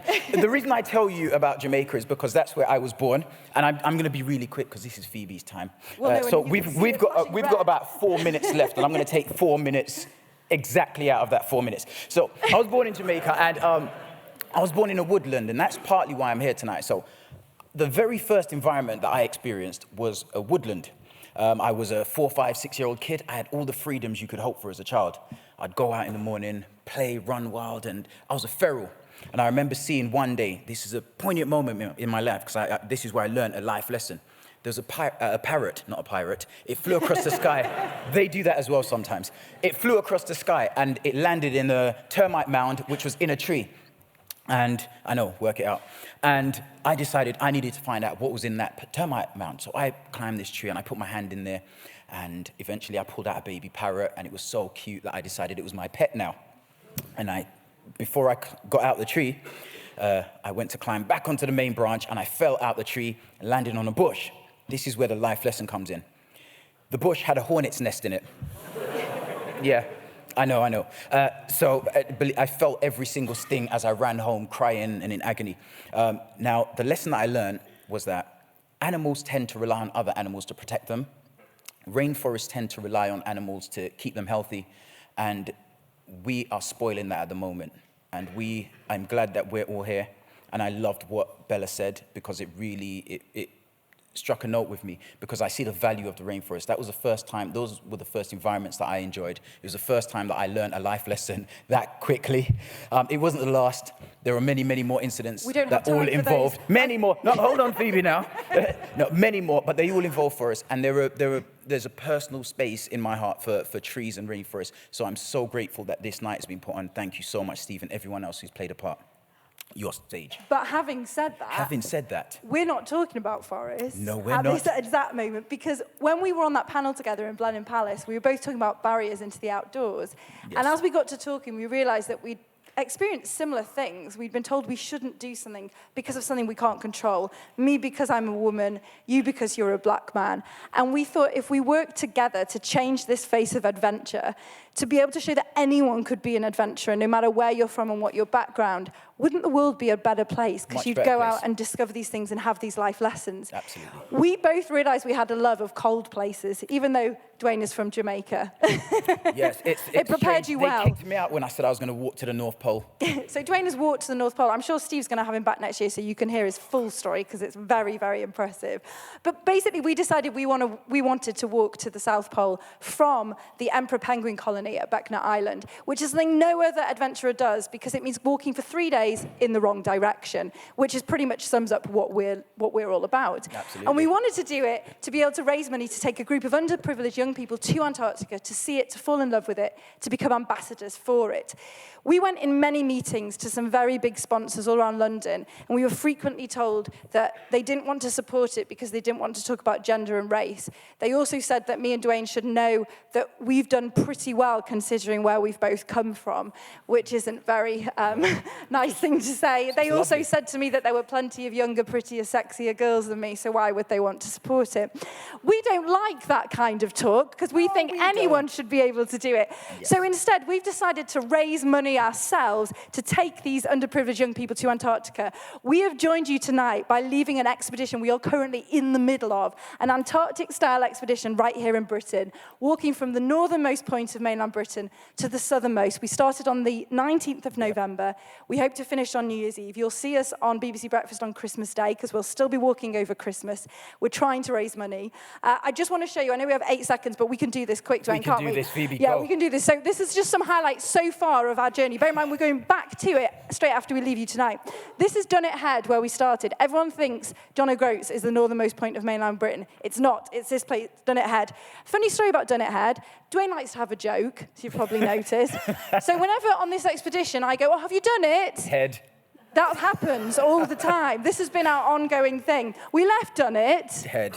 And we've encountered some pretty cold weather. What's been the coldest, Dwayne? -7 in the Cairngorms, but one of the weather stations said it was -8.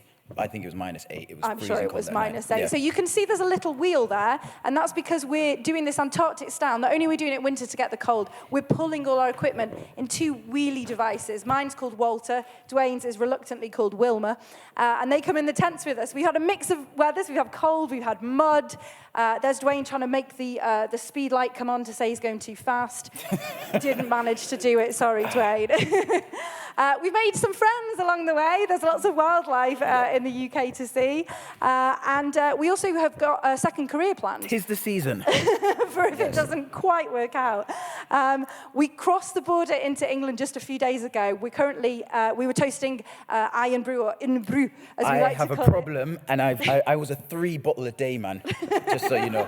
I'm going through withdrawal symptoms You are going through now. withdrawal, Yeah. right? That's why I thought he wouldn't come, to be honest. He's really struggling to be off it. Anyway, we crossed the English border, and we're currently at, not right this second, but Preston is where we've made it to. So we're over halfway, aren't we? Yes. And the good news is Dwayne finally found someone to laugh at his jokes. So that worked out really well. So sorry we've gone over the time a little bit, but we just wanted to tell you the message really here is find your passion, find something you love to do. It can be as simple as sleeping or just telling jokes to each other as you walk pulling wheelies across Britain, and go and do it, and you can raise money and do something good and really be that change in the world that Bella mentioned. And we together, working together is our thing. We can really change things for the good. So thank you all so very much.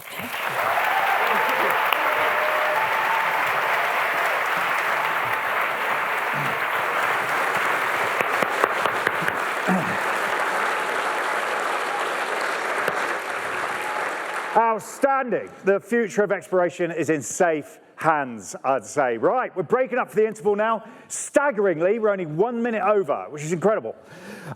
So we need to be back in here for 9:05. Don't miss the second half. Olympic legends. We've got the god of all things that scuttle and crawl, and we've got Mr. Steve Backshall. So don't miss the second half. But I'd just like to ask the speakers, little tradition, just to come up on stage, and we're going to do the traditional World Land Trust selfie with all of us clustered around and things. So feel free to take a few photos while we do it. So would all the speakers like to come up, and we'll do our little selfie.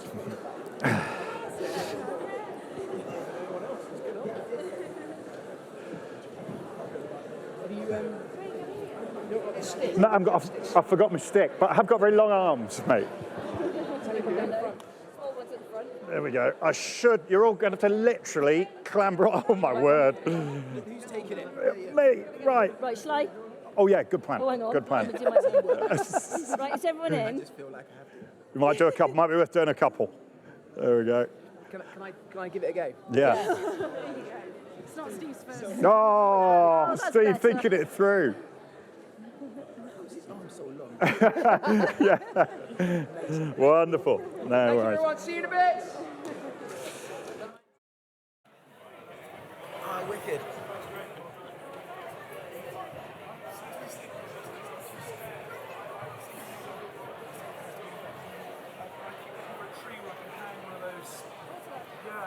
Just get confident with it and come and go on like a course.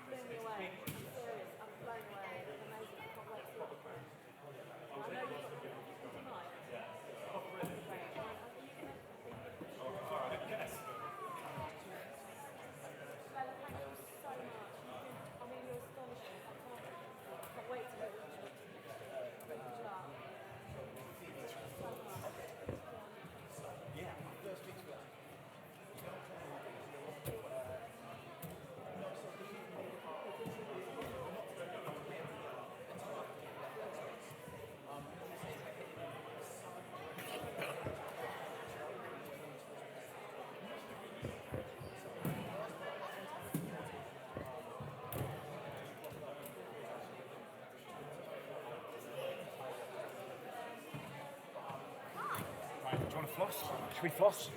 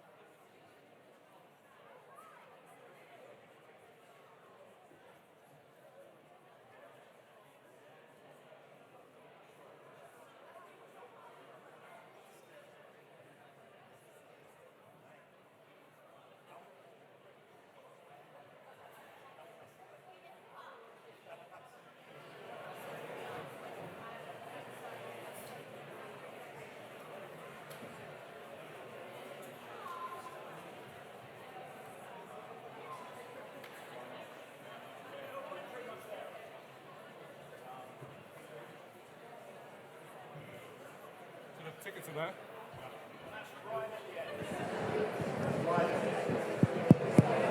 If you do that and then announce the selfie.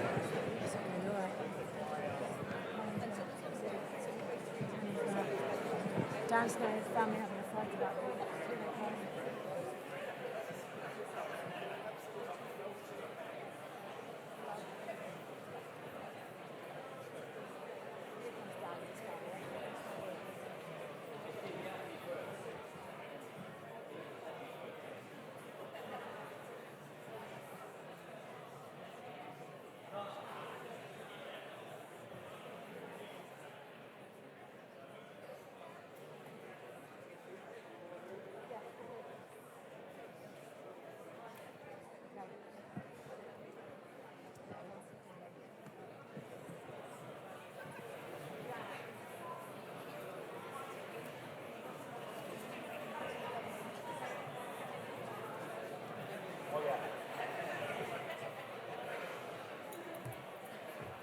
Ladies and gentlemen, welcome back. The second half of the show is about to kick off.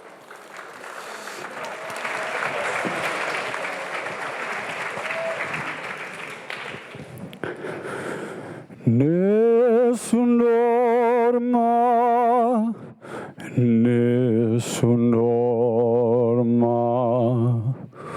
Tu pure principessa nella tua fredda stanza, guardi le stelle che tremano d'amore e di speranza. Ma gli orbi stella chiusa in me, il nome io nessun saprà, no, no, sulla tua bocca lo dirò, quando la luce all'alba vincerò, vincerò, a vincerò.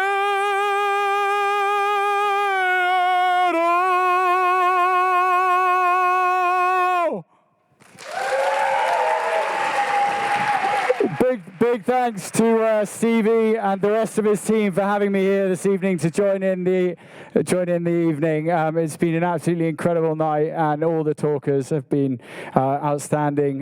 Guys, enjoy the second half, and hopefully catch up with you all afterwards. Bye.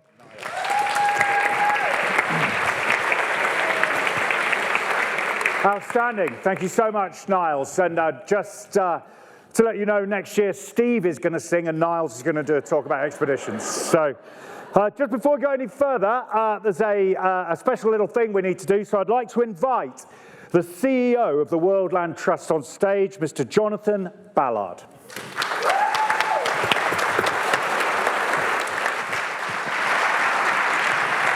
Thanks, Monty. And thank you to everybody that's come here tonight. I'm absolutely delighted to see so many people here tonight. So on behalf of the World Land Trust, thank you so much for coming. It's fantastic to see everybody here tonight. The World Land Trust is really proud of what we do to help people have an impact for nature, to do something good. And I can't remember who it was that said it earlier, but it's like, be that change, do something good. And it's exactly right. Everybody attending tonight has made something different. You have all made the world a little bit better just by coming tonight. So you should go home feeling pleased and proud that you have done something really special. So thank you. And the World Land Trust really thanks you, as do the 200 acres of cloud forest in Ecuador that also say thank you.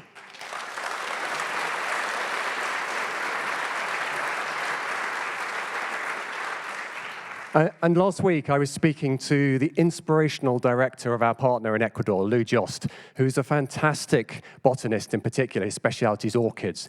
And he was telling me that he'd just come back from doing surveys in an area of rainforest, an area of cloud forest that's only a couple of miles from this area that we're buying tonight, which he bought with support from the World Land Trust a couple of years ago.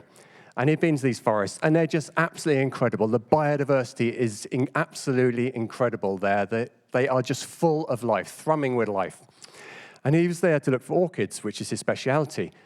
But what he found was actually not a new orchid, but he was going through the forest and he stumbled across and came across an amazing species of toad, which he thought, hang on, this looks really odd. I just don't recognize this. And he immediately realized that this was a species of toad that no one had seen before. It was entirely new to science. And that just goes to show how incredibly important these forests are. They are full of new species, new discoveries that we still don't know. And I have a little surprise for you, Steve. Steve, you're a massive advocate for the natural world, and the World Land Trust is phenomenally grateful for all the support you have given us over the years, and from what you've done for raising awareness and profile for forests in Ecuador, and for Borneo, together with Helen, raising all that money, which is absolutely fantastic. And we know that you have been an inspiration to so many people here, and we are so grateful for what you do for us. So could you just join me on the stage for a second? Okay, a little bit nervous. So we just wanted to say a real thank you on behalf of the World Land Trust and our partner in Ecuador, Icaminga, but also the whole global conservation community. Just a huge thank you for everything you've done for science and for conservation. So perhaps give Steve a round.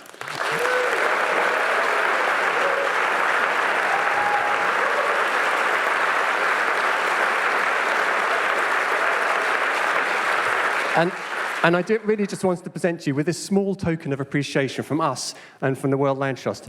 And you may not recognize the face on the toad, but you may recognize the name. Steve, meet your namesake, Osonophrine backshallii. You are joking! Oh my God! Well done, mate. You really deserve it. Fantastic.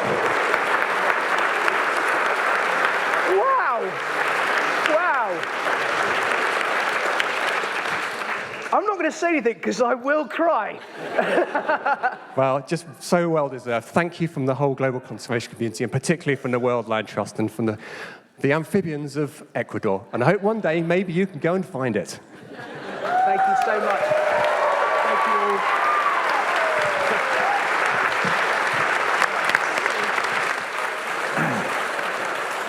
Thank you, Jonathan. How wonderful. How wonderful. Now, our next speaker is a phenomenon. There is a saying that real athletes row, everyone else just plays games. And there's a grain of truth in that. Here's a quote from a rower that says it all. Marathon runners talk about hitting the wall. What rowers confront isn't a wall, it's a hole. An abyss of pain, which opens up in the second minute of the race. Large needles are being driven into your thigh muscles, while your forearms seem to be splitting. It's an all-over savage unpleasantness. As you pass the 500 meters marked with 3/4 of the race still to go, you realize with dread that you're not going to make the finish. But at the same time, the idea of letting your teammate down is unthinkable. Therefore, you choose to die instead. Welcome to the world of a rower. That's a quote from a rower. Helen Glover didn't let her teammates down or her country down. Instead, she made us all incredibly proud. She is a 2-time Olympic gold medal winner, a triple world champion, a quintuple World Cup champion, and a triple European champion. Raise the roof, please, for our next speaker, Helen Glover.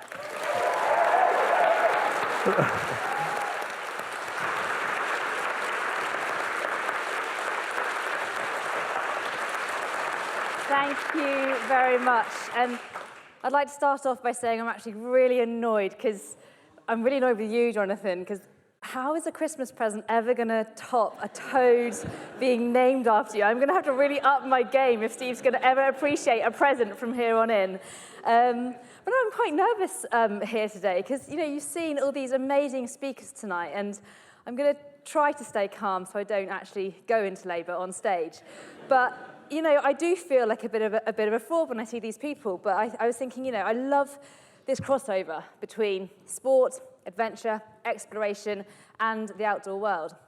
And I was thinking about what would be good to talk about tonight. So I'm just going to talk a little bit about my rowing journey, but mention how science has helped me in that journey. So when I was younger, I grew up in Cornwall. I had this most incredible outdoor lifestyle. I loved playing on the beaches and sliding up and down the sand dunes with my family. My dad ran the local ice cream shop, and it was just this existence which was really, really free. I also loved sport, and I was very competitive from a young age.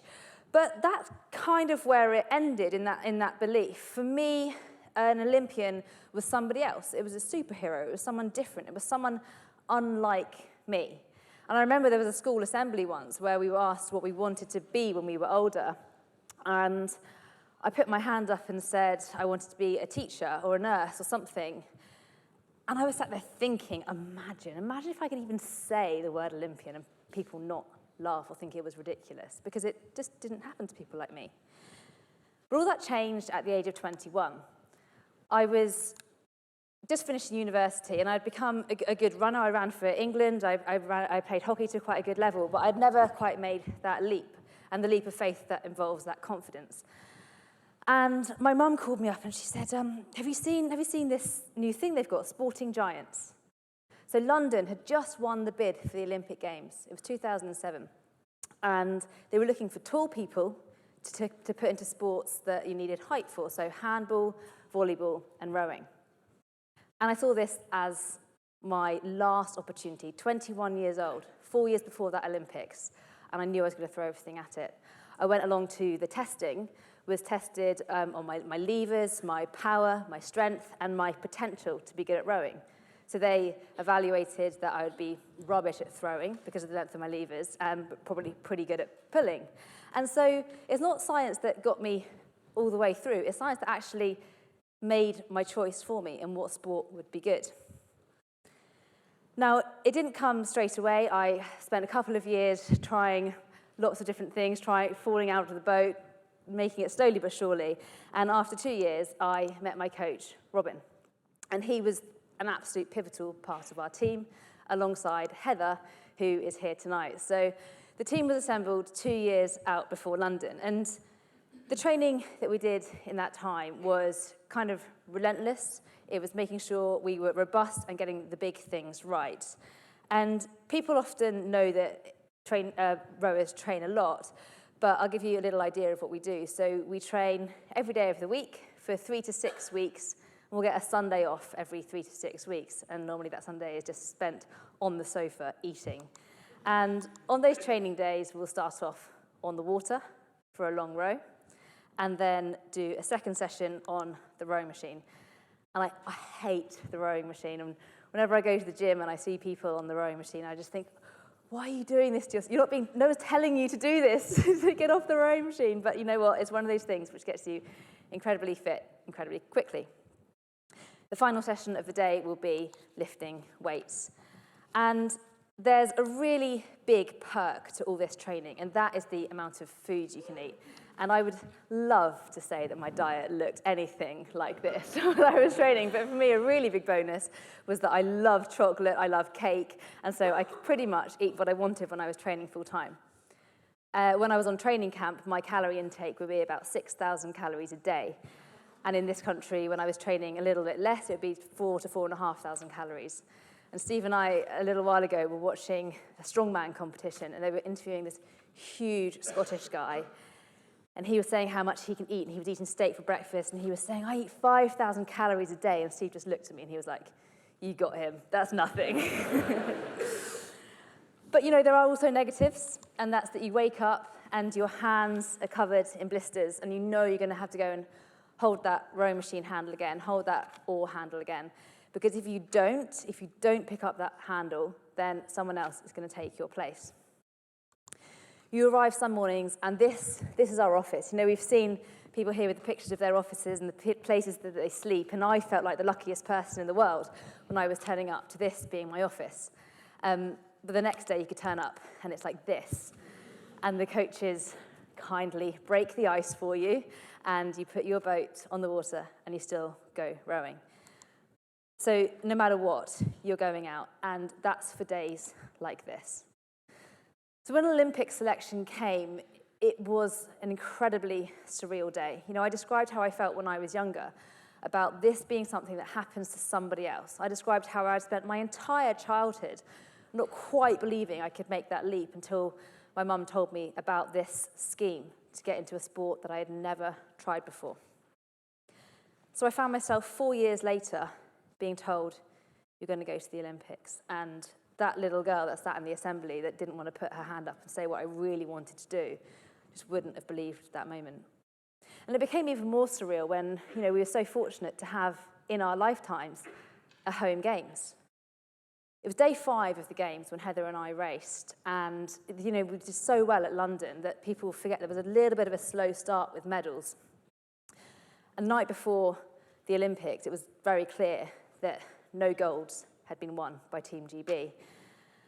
And there's this amazing sense of being at Olympic Games when you'd think it would all be full of buzz and excitement and adrenaline, but actually, you're walking around the Olympic Village or the hotel that you're staying in, and you can see the whites of people's eyes. People are petrified because all the work and all the hours and all the sacrifice is going to come down to the next day or the next days. And their life could be determined by that moment. And so it's not necessarily excitement that you see in people's eyes, it's fear. And the night before our final, I remember going up to a physio session to get a massage, and it was so quiet, you could hear a pin drop. And so the physio decided to cut the atmosphere and put on some nice light viewing. So we put on the One show, the most harmless show you could put on. And we were all just lying there with this going on in the background until... And next, we're going to go on to a topic about why all of our athletes are crashing out. Why are they all failing? Why have we not got any medals? And suddenly, panic in the room. No one could find the remote to turn the TV off. The TV was pulled out from the wall, and nobody touched it again for the whole of the Olympics, because it became really clear that the whole of the world was watching and waiting. And they were waiting for the next morning at 11 a.m. when Heather and I put our boat on the water to race our Olympic final. And people ask what we did in those minutes leading up to our Olympic race. And they expect that we were, doing all these amazing things and having great team speeches and pumping each other up. But actually what we were doing was we found a little cabin underneath the stadium of 40,000 fans. And we played a game called Bananagrams. It's a bit like Scrabble. And the very last conversation we had before we put our boat on the water and won the Olympic Games was an argument with our coach about whether the word trumpety was going to win him the game. And we still stand by the fact that he didn't win that day. But when we raced, all of the cameras were on us. They caught our reaction, they caught all those moments that were really special to us. But the most important and special moment for me was captured by one single GoPro in the glasses of one of the coaches, and it caught Robin's reaction. So I just want to share that with you today.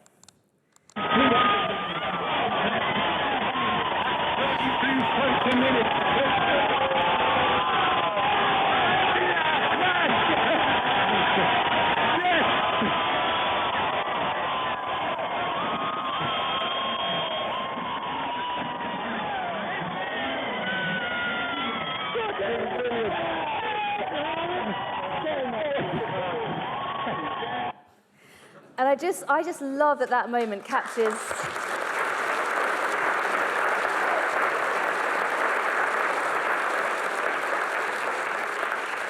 the guy that you see in that video doesn't get to stand on top of podiums, he doesn't get to do the interviews, he doesn't get to even take a medal home. But every single stroke that we took, and every single early morning, and every single time we were complaining about the cold, he was out there too. And so I just love that he has that reaction when we cross the line. The next few hours were totally surreal. Within about an hour, our faces were on a stamp. We had met Usain Bolt, and our names were trending on Twitter alongside things that lead to sex, which never, ever happens in rowing. This is the first. Our names were on papers, but just as quickly as it had started, the games were over, and it was job done.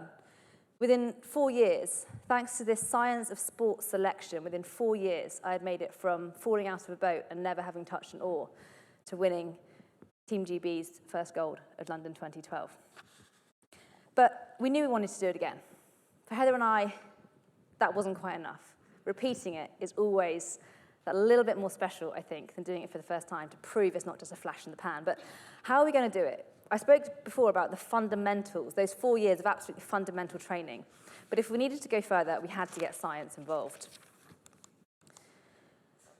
One of the things we did was we spoke to the physiology team about the use of lactic acid. So our earlobes were constantly bruised because most sessions, a couple of times a day, we'd get small samples of blood taken from our ears to check that we had the right amount of lactic acid in there.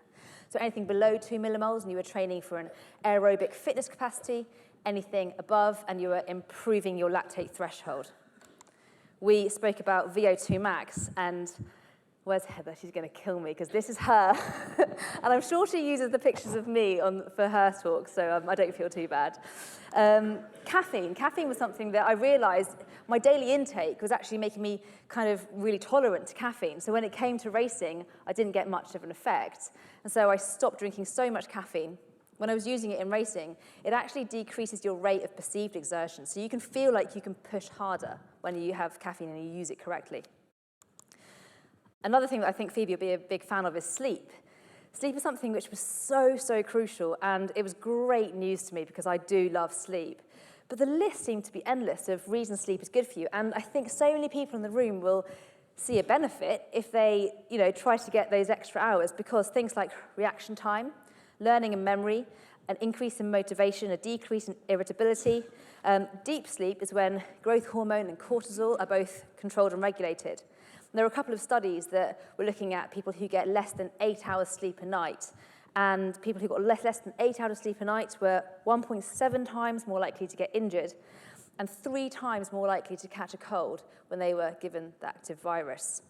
So sleep became really important in that run-up. And as a mother of a 16-month-old, I dream of 8 hours sleep, but yeah, no chance. And because of all of this, we were actually able to train harder to get more out of ourselves and make each session count just that little bit more. By the time we got to Rio, we were in the shape of our lives, but we also had one more trick up our hands. So we used something called slamming. So when you wake up in the morning, your testosterone is at its highest, and especially in women, that drops really rapidly throughout the day. And if you do something, an aggressive, explosive activity, as soon as you wake up or as soon as you can after you wake up, you keep that testosterone just a little bit higher for a little bit longer, which is great for racing because it makes you a little bit more aggressive. And interestingly, the only way they found to have the same effect in men was for the men to hold a gun first thing in the morning. So obviously we didn't do that, and the men didn't do it. But yeah, it was a way that we made sure we were absolutely ready for racing. Now, winning in Rio felt so different to London.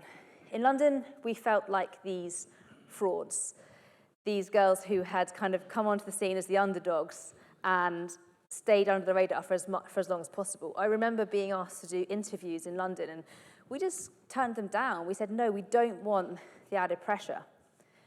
And when I crossed the line, I didn't feel like it had happened to me. I felt like, how can it have happened? 4 years ago, I wasn't a rower. My university friends didn't know what happened to me. They just suddenly saw me appear as a rower 4 years later. And so when we crossed the line in London, it was definitely that punching the air moment of, no, this is real. This has really happened to us. And I definitely think that the part science played into it was important, because those first 4 years of getting the fundamentals right, they got us across the line once.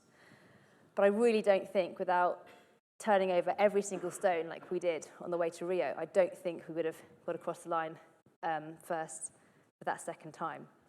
But most importantly for me, it showed that I could get into a sport later in life and I could become something I never, ever dreamed that I could be. So that little girl back in Cornwall could absolutely do it. Just before I sit down tonight, I just want to say a huge, huge thank you to all the speakers, because every single one has given their time, and as well as every single one of you buying a seat tonight, every single one of them has absolutely made a difference and have also provided us with the most amazing stories. But also to Steve, because he gave the thanks at the beginning. I don't know anybody more annoyingly positive and frustratingly optimistic as Steve. But I guess those are traits that you need if you want to make an evening like this happen. He was, and I'm not asking for sympathy, but he was genuinely talking about tonight on the car journey home last year. So I have heard a lot about this evening, but I guess that's the price you pay when, you know, for something like this to happen. So I just want to say a massive thank you to all the speakers and to Steve.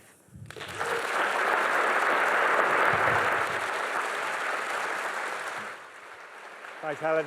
Amazing. Wonderful, Helen. Thank you so much. And right, the next speaker, what can I say? Except for in the dead of night, high on a hill, you might see a figure stooped and still. He'll be looking for bugs or mining for slugs. You won't fancy him, but your granny will. It is the king of entomologists. It is Dr. George McGavin. Thank you, Monty.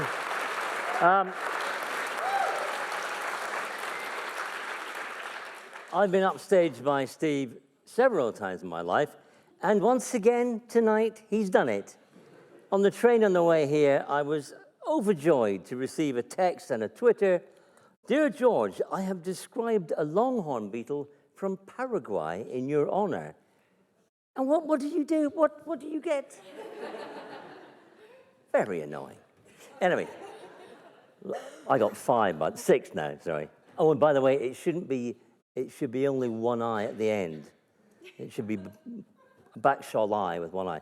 That's a mistake. I'm just being I'm being a pedant here. I'm being a pedant. Right, this is what you've saved. This is the sort of habitat you've saved. One of the most exciting habitats on Earth. It's a cloud forest. They now only cover about 1% of forests in the world. And these are very special habitats because in them you will find a myriad of strange and wonderful organisms, mainly insects, it has to be said. But that's great for me. That's what I love to find. You'll find them, and they hide. They are camouflaged beautifully like lichens, or because they don't want to be eaten by anything else. They're so hard to see sometimes, even though they're big, that you really have to go hunting. And when you're out for a walk with me, and my wife will admit to this, I hate going for walks in the woodland because her walk is, my walk is,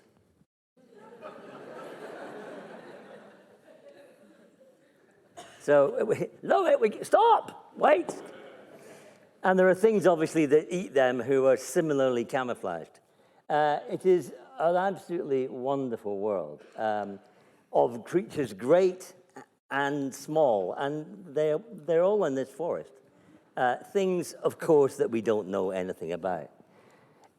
It's a bug-eat-bug world. There's a great deal of things being eaten by other things, but that's what the world is. And they're fabulous. They're absolutely fabulous. Why should we care about them? And I get asked this a lot. Why should we care about bugs? Why should we care about them? Well, there's a very good reason. Life on Earth is made up of 20% plants, algae, and fungi, more or less. And then you get this trivially small group called vertebrates, which is actually less than 3%.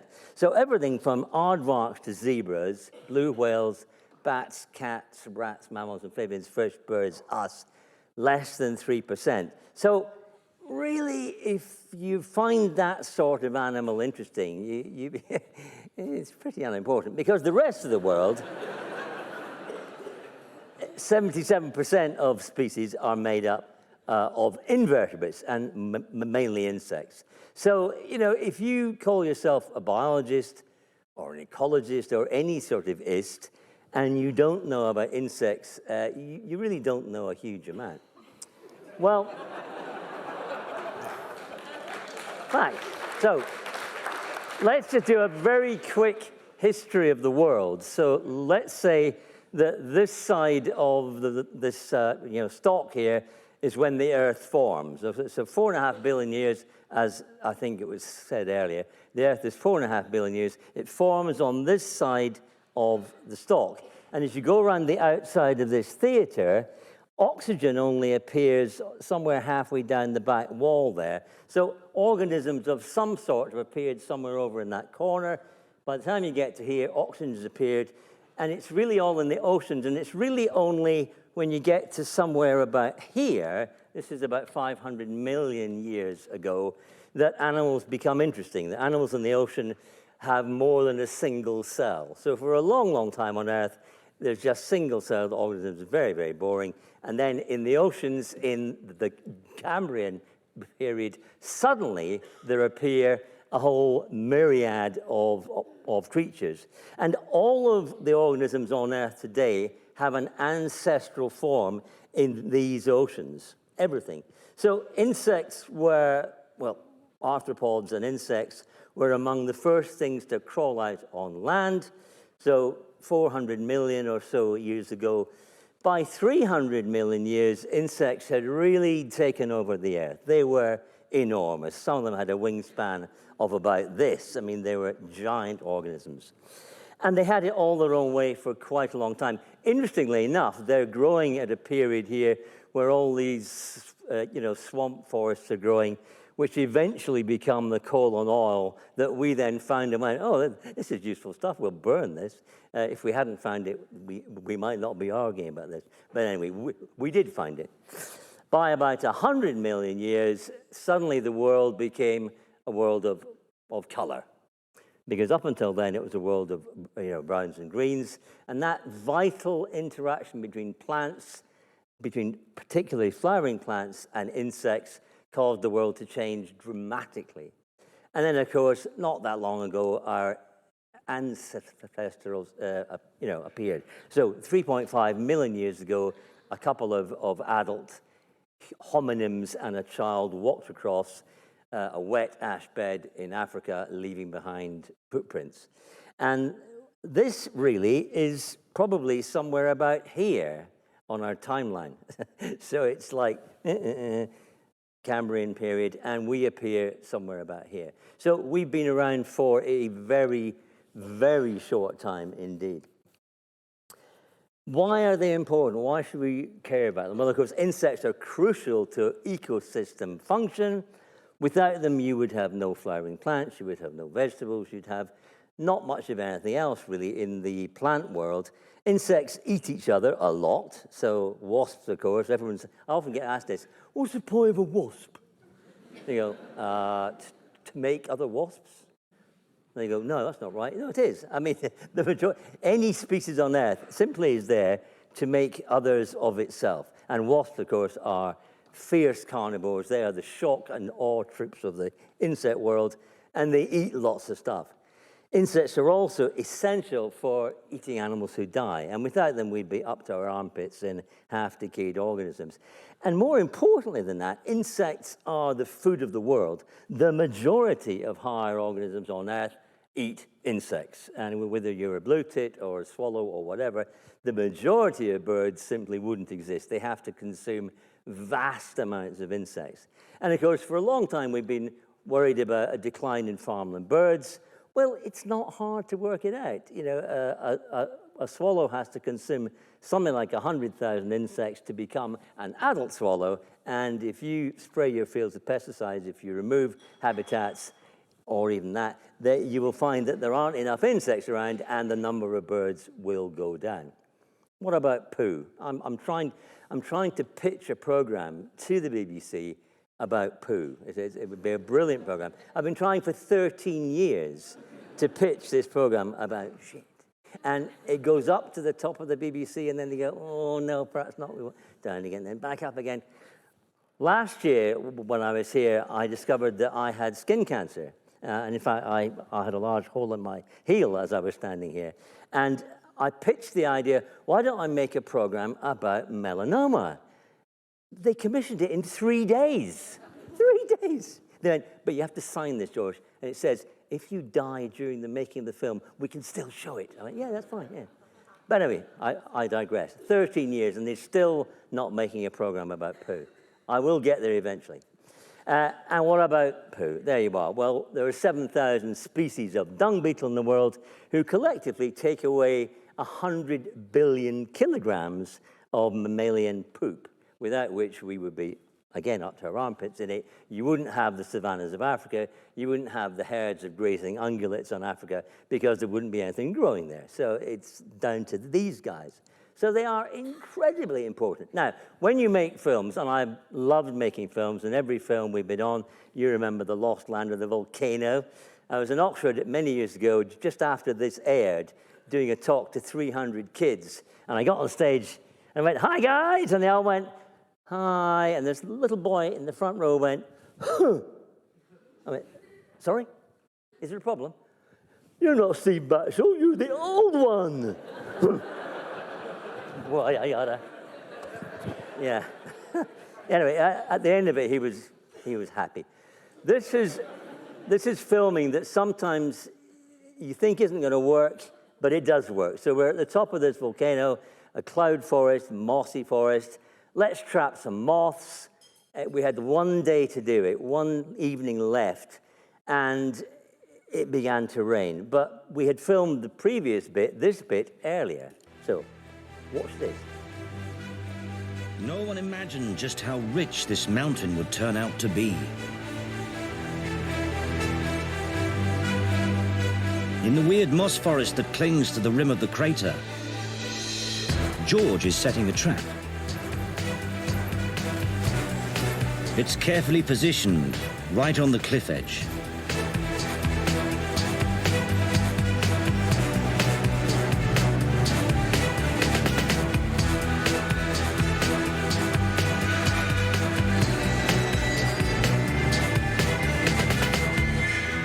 Once night falls, a high-powered light bulb will be switched on to attract insects to the sheet. And that's going to be, hopefully, it's going to be heaving with bugs. So we got one day left, right? One evening left. And I'm going to film, it will be filmed. The director says, "Right, George, we've only got one night left on the forest top, so you've got to catch all the moths you can." Well, it started to rain. I mean, not rain, I mean biblical amounts of rain, buckets of rain, troughs of rain. And I said to them, "Oh, well, we won't catch moths tonight. It's raining. You can't trap moths in the rain. It never works." And the director said, "George, right, can I just tell you something? That shot, that aerial shot of you spreading out your sheet from a helicopter that was so far away you couldn't see it, right, that one, that cost us £10,000, okay? So if you don't catch moths tonight, we can't use that sequence, and we've just wasted £10,000. I went, "Yeah, but you're not going to get any moths. Just do it, okay?" So I was convinced it'd be an absolute disaster, darling, a disaster. So I went, "Okay, well, don't blame me. We're going to up all night catching moths. You won't get anything." This is what happened. I'm just overwhelmed. I never imagined I'd see such a diversity of moths. I mean, some of these things I've never seen before in my life. The variety of moths here is absolutely staggering. There's noctuids, geometries, there's hawk moths, there's fruit-piercing moths, and it's raining, it's tipping it down. This shouldn't be happening. And these bulbs only work in a radius of about 200 yards. All this has come from a 200-yard radius of this bulb. If you told me, I wouldn't have believed you, but it's here. This is a very interesting moth. It's called an unarctiid moth, and when it's annoyed, it produces very horrible smelling fluid from the thorax. There, see that? Look at that. That is amazing. What a defense. And that tastes really foul. Yeah.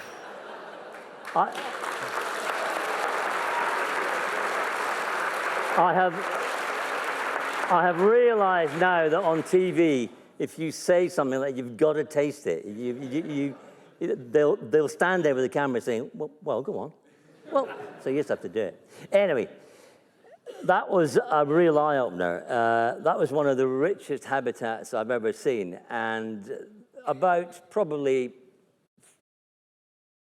at least 3/4 of the things that we saw there were undescribed. This is the remarkable thing. We've only named about 1.5 million species of everything, and the majority are insects, but we're pretty sure there are 8 to 10 million undescribed insects. So finding a new species of insect in a forest is actually relatively easy. What's worrying to me is that we're losing habitat at such a rate that we won't know they were there. So in the time I've been alive, 65 years, this is where you're all supposed to say, no, thank you, Dave. Bit slow, but that's all right, thank you. We have done some amazing things as a species. We've, smallpox has gone, we've made integrated circuits, the H-bomb, we've worked out the DNA, the stuff of life. We've done the Hadron Collider, we've investigated the infinitesimally small. With Hubble, we've investigated the astronomically large, doing heart transplants, been on the moon. We've worked out where we came from and what organisms we came from. And yet, the bit that we haven't done much about is looking after the planet on which we live. And we're now concerned about it. There are drivers of this loss. Habitat loss, of course, is going on locally, nationally, internationally, globally. Pollution, species that shouldn't be where they are because we've taken them either by accident or design, over-exploitation of the marine environment of almost any other habitat. And on top of that, we now have this specter of climate change. It's a huge problem, and people are becoming extremely concerned, and mainly the young, because they can see that it's their future. Old people like us, it won't affect me, I'll be dead next week, it'll be fine, But the kids who haven't got mortgages and homes and cars and families yet, they're saying, hang on a minute, this is not good, and they're making their voice heard at last. The loss of habitats like this is the biggest immediate threat to the biodiversity on Earth, by a mile. There's nothing else that will even come close. And the fact that Brasilia has been, and we saw it all on the news last year, burning just acres and acres of it is absolutely horrifying. And the reason it's horrifying is because these habitats, which are now only cover less than 6% of the land surface area, harbor as much as 3/4 of all the species on Earth. Now, you don't have to have a degree in mathematics to work out that if it goes on at this rate, the majority of species on Earth will come and go before we even knew they were there. When I started my degree at Edinburgh when I was a young stripling, I imagined that we would eventually name every species on Earth. Never going to happen. It's not going to happen. So let's not even try to name everything on Earth. Let's just try to keep as much of the natural habitat as we possibly can. These are two of the scariest images I've seen in the last 5 years. We saw that image back in '69 of the blue marble from outer space. That should have been a wake-up call. This is it. There's nothing else. This is it. What you see is what you get. And yet we've got this image here of a woman who grows fruit trees in China. They've used so much pesticides there, and there's so much industry, there simply are no bees. So it's happened. It's happening. She has to go around every tree and every flower with a brush on a stick and pollinate the flowers by hand. And on the other side, we've got a remnant of Brazilian forest in the middle of a sea of soybean. It's happening now. So the best thing we can do is to do exactly what you're doing. Of course, all of it comes down to the fact that there are really too many of us here. And I'm afraid, Steve, when I was growing up, there were a third the number of people. I mean, no. So when I was born in '54, there were 2.4 billion of us on Earth. There are now 7.7 billion of us on Earth. It can't go on. It cannot go on. Although the birth rate has dropped, and it was at its peak here in the 60s, it's now dropping down. It's dropping down. It will get lower, but we're still going to peak at 10 billion, perhaps 12 billion. There are two phrases that drive me absolutely nuts, and you hear it from economists and TV people sometimes, and politicians. Sustainable growth, they say. Sustainable growth. The two words you cannot put together are sustainable and growth. It's a non sequitur. You can be sustainable, or you can have growth. You cannot have both, okay? And we've got to learn that, everybody. This doesn't work. The other phrase that drives me nuts, and yet it's used extensively, is save the planet. Save the planet, save the planet, save the... It's an arrogance, total arrogance. The planet does not need saving. The planet is absolutely fine, has seen off more extinction events than you could shake a stick at. It's going to go on. It will go on. Insects will survive, that's for sure. What we should be saying, every time we think of saying this, we should be saying, how are we going to save ourselves? That's the real question. It's not save the planet, it's save ourselves. So basically, you are doing exactly the right thing by preserving as much natural habitat as we possibly can. And if I had all the world heads of state in this room, I would lock the doors. I'd get the biggest hand grenade you could possibly get. And I'd say, look, I don't care. I've got cancer. I'm going to die anyway. But if you don't agree to save as much natural habitat as you possibly can, now I'm pulling the pin. Thank you.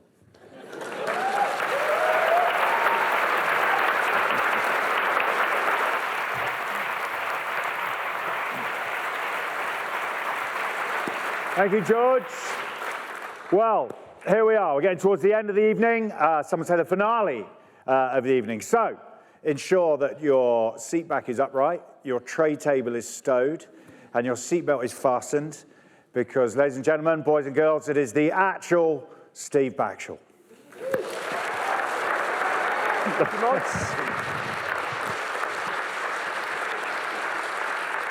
Hello, you all. Hello, hello. I am so glad. When I come along to things like this normally, I tend to talk about science and talk about immunology and toxicology and parasitology. And then I heard that I was following the giant mega brain that is Professor George McGavin. And so I decided to do something that I have never done before, and to talk to you instead about the times where I got bit by stuff. So for your entertainment tonight, I'm going to turn my entire career on its head. Essentially, I've spent most of my adult life trying to tell people that animals mean us no harm, that animals are wonderful.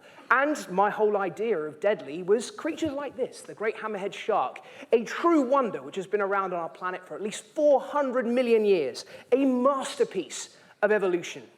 As many of you will know, sharks have super senses, senses that we as human beings simply do not have. They have the lateral line, which enables them to sense fish that have swum past them by the wake that they leave behind, because it agitates cilia inside those lateral line running down the length of their bodies. They have extraordinary sense of smell. They can detect one single drop of blood in an Olympic swimming pool-sized area of water. They have electric super senses that enable them to pick up the moving muscles of their prey and the weak electrical fields that are generated by them. They are awesome. They are perfect. In their world, they are the ultimate predator, but they are of no danger to us as human beings.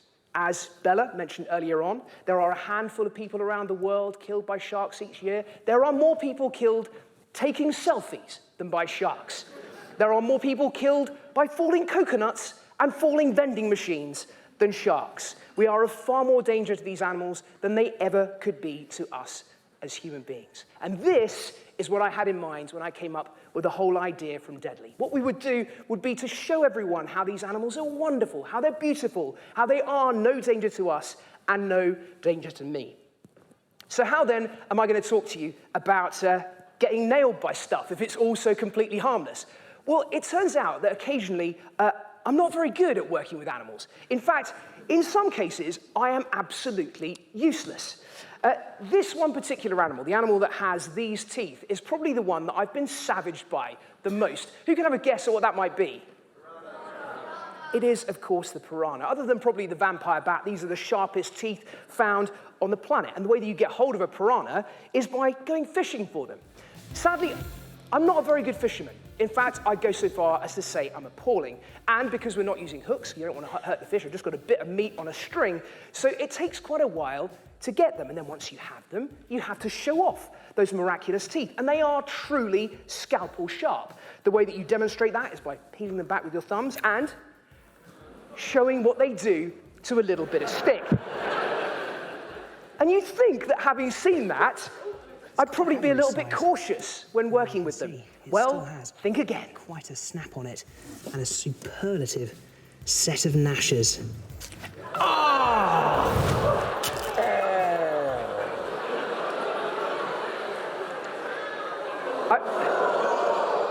you know what the funny thing is about this shot?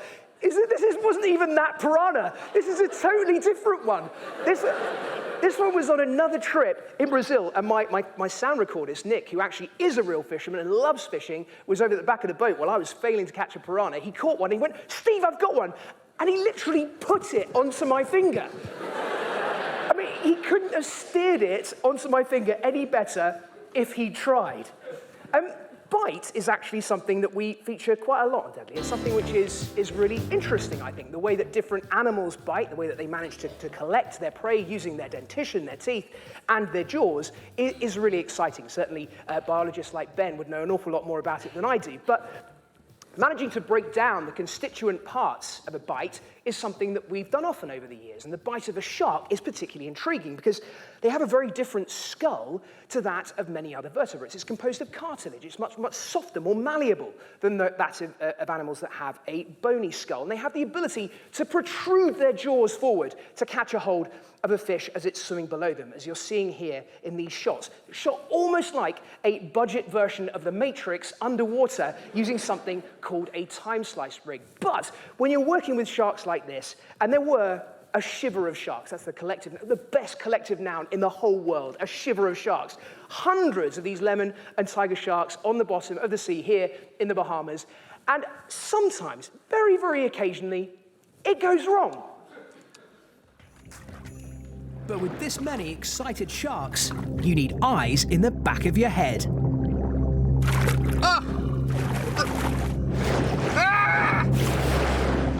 I don't think it meant to bite me. I just didn't get my hand out of the way in time.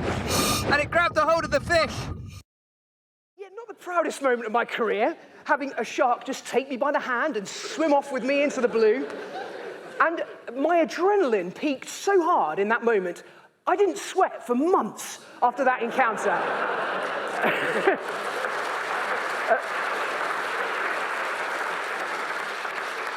Luckily, I was wearing a chainmail suit underneath my wetsuit, so I didn't come to any harm. And because it has that cartilaginous skull, it is softer, it's more malleable, they're relying on the sharpness of their teeth to catch their food, not their bite force. Even through the chainmail suit, I didn't have as much as a bruise, which is actually a little bit disappointing. I would love to have had a shark bite scar for dinner parties, it would be awesome. I'm guessing if I had been nibbled by a shark like this, even through the chainmail suit, it would have been a little bit different. Who knows what kind of a shark this is?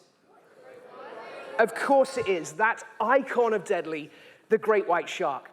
In some parts of their range, these remarkable creatures will drop to as much as 20 meters below the surface and rocket up vertically, hitting their prey on the top of the water, and then carrying on going. The momentum will carry them completely clear of the water in what's known as breaching. This individual shark you're about to see now is the largest that I've ever filmed breaching, and by using that decoy that's in its mouth there and extrapolating it to the size of the shark, we figured that this shark was at least 5 meters in length. For a little bit of scale, that is 1, 2, 3, 4, 5. And it's jumping right out of the water. It probably weighs at least a ton in weight. Can you imagine the force that has to be generated to get an animal like that completely clear of the water? It must be phenomenal.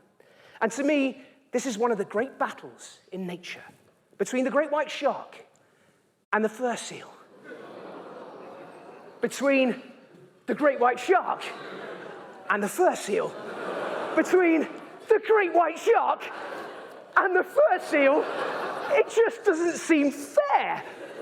But every once in a while, you'll see one of these tiny little seals, and it's playing around at the snout of a great white shark, almost dancing, seeming to say to the larger animal, I can see you, I'm faster than you are, I'm more maneuverable than you could ever be, don't even bother trying to catch me. Now, there is one place that I know of where you can get underwater and swim out alongside a great white in blue water. It's called Guadalupe in Mexico. And first of all, what you do is you go down from the safety of a shark diving cage and you watch the behavior of individual sharks. Now, if it sounds a little bit nuts to be trying to figure out from its body language what a fish is thinking, it can be done. So you look at a shark, and if it has its pectoral fins drop down below it into this position, then it's getting ready to make a tight turn, and you stay inside the cage.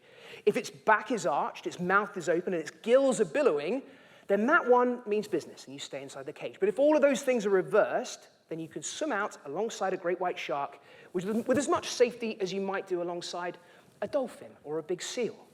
It is, though, something which really focuses the attention, as I'm sure you can imagine. And every single second, you're taking care to be as big and confident in the water as you possibly can, to make sure that you bring down your heart rate and you stay relaxed, because the last thing you want to do is to let the shark feel that you might be frightened. And that's quite difficult when you're looking at this.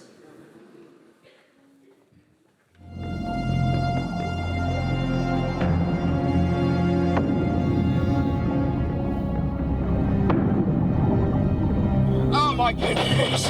Wow!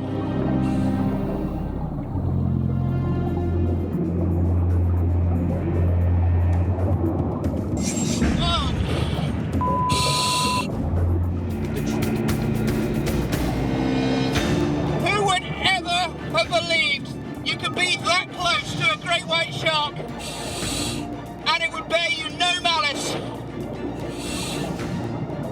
What an animal! What an animal, what an experience. I've been making kids' wildlife programs for a very long time now, and I'm really good at watching my language when I'm on camera. And when that big great white shark nearly hit me with its tail, I went, oh, crumbs! And the editors didn't think I sound frightened enough, so they bleeped it to make it sound as if I'd sworn. I mean, seriously, you can't win, can you? So I guess one of the groups of animals that I'm most well known for working with are reptiles. And one of the words that I guess I'm most associated with is venom. But what is venom? Well, venom is a usually colorless fluid which is quite often used by animals as a defense. So squirted towards the eyes of an attacker, as you're seeing here from this spitting cobra in South Africa. And if I wasn't wearing this visor, it would go straight into my eyes and it would immobilize me. It would be blinding, and a very effective way of making sure that this animal doesn't have to have an encounter with something that is too big for it to eat. It can drive me away whilst keeping a safe distance away from me. Obviously, venom is also used to take down prey, so injected into prey through fangs, spurs, or spines, as you're about to see from this tiger snake in Tasmania. Wow, check that out. He's actually just injected a great big load of venom into my microphone. And that would be enough to kill a fully grown human. Oh, wow. I look so young. That's way back in Really Wild Show days. Seriously. That on my microphone, though, that is venom. And venom is actually different from poison. So the way that you remember it is, if an animal bites you and you die, then it's venom. And if you bite an animal and you die, then it's poison. So venom has to be injected and poison has to be ingested. So what you're seeing here from these cane toads, that's poison.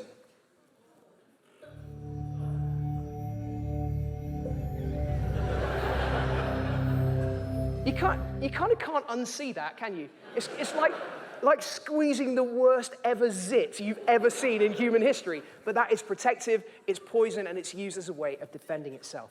There's so many different animals that have these extraordinary toxins that have been evolving for millions of years. And to me, they are some of the most fascinating animals on the planet. And it's not just the obvious ones. It's not just the snakes and the spiders and the scorpions. You know what, things like this giant great reaction, I love that, I wish I could bottle that. The giant scolopendra, which in some cases will hang from the ceilings of caves and catch bats on the wing as they fly out to feed. And it's a centipede. It's absolute madness. You have the solenodon, a mammal that has venomous saliva. The slow loris that has toxic elbows. I am not making this stuff up. There is even an intriguing possibility that some of the dinosaurs may have been venomous. Looking at their dentition, at their teeth, it has similarities to modern animals that are now venomous. This remarkable bug, which blows my mind, the cockroach killer wasp, which will inject its venom into the specific part of its prey's brain. So it doesn't paralyze it, it takes away its free will. And the cockroach killer wasp can then lead it, it can still walk, it can lead it by the antenna to its burrow, lay an egg on it, which will then eat it from the inside out, steering away the internal organs. Nature is beautiful. And this, the Iberian sharp-ribbed newt, which is an animal which everts its own sharpened ribs out through its body, coating them in toxin, so that any animal that tries to bite it gets them into its mouth. Evolution cannot be real. This thing has to have been created by some kind of mad god. It is also the study of my academic thesis at the moment, so hopefully next time if I come back here and do this again next year, the whole thing is going to be about this crazy, crazy animal. So, lots and lots of animals are venomous. Some of them are surprising. One of them, the very largest of its kind, lives on a very few small islands in Indonesia. Can anyone guess what that might be? Spot on! Yes, my deadly friends, it is the Komodo dragon. And it is a truly remarkable animal. We've worked with them many, many times over the years, but I will never forget the very first time that we worked with them on Deadly for very good reason. Most of the time, Komodo dragons, as reptiles that don't have a huge metabolic rate, that can sit still and not do very much for long, extended periods of time, they just sit around in the shade doing nothing at all, and you can get a little bit blasé when you're working with them. So, on our first shoot, we decided that we would introduce a little tiny bit of meat to the equation, and it makes a massive difference to Komodo dragons. Right, okay, let's move, guys. Let's get going. Oh, oopsie, one whiff of meat. It always makes me cringe. What are you clapping for? Seriously? It always makes me cringe so bad when I watch that back. And the first time that this 2.5 meter long venomous lizard goes for my ankles, I jump in the air and go, whoopsie. And the fact that they only gave us a broom handle to manage to defend ourselves against all these amazing animals. Luckily, very soon after that happened, they found the meat that we had up in the tree, and they completely ignored us, and they left us well alone. And so we became blasé again. And the next time that we went back to Komodo with a couple of friends who are in here tonight, actually, we decided that the one thing we'd never filmed was Komodo dragons swimming. So despite the fact that they are this huge lizard, they swim in between the islands, and they can cover really good distances, even in the seas around Komodo that have these whirlpools and riptides and really serious currents. So we decided that we'd like to see Komodo dragons at sea. And one of the park rangers on Komodo came up with the idea that we would just sort of like get one to go out into the waves and beyond into the sea by me going in a kayak with a little bit of meat behind me. And I'm pretty sure you can see where this is going.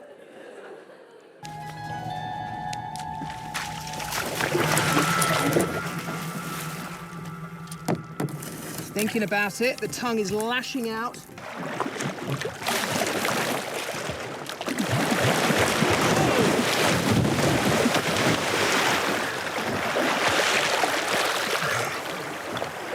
Okay. Well, I had a feeling it wasn't going to work perfectly, but that was a disaster. Honestly. I'm not entirely sure what you're clapping there. I don't think I like it. Okay, so that's the world's largest lizard. But we've also done quite a lot of work with the largest crocodilians, and these are staggering animals.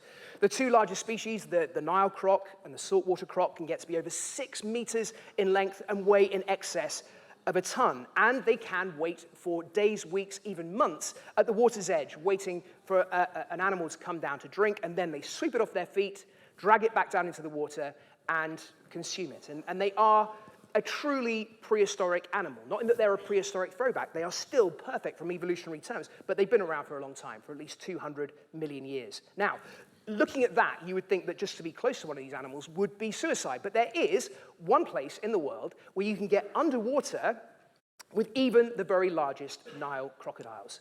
It's called the Okavango Delta. It's in Botswana, and at exactly the right time of year, the water here runs very cold and very clear, and any crocodiles that are underwater simply have no energy, and you can dive alongside them and get remarkable footage of them in their underwater world at their very best. Now, the first thing that we learned when we started diving with crocodiles was that you have to get down from the surface to the bottom super quick. The last thing you want to do is be at the surface, creating a tantalizing silhouette that the croc might target. So you get down to the bottom, and then you move along super, super slowly and cautiously towards them. Now, just like with the great white, they're very sensitive.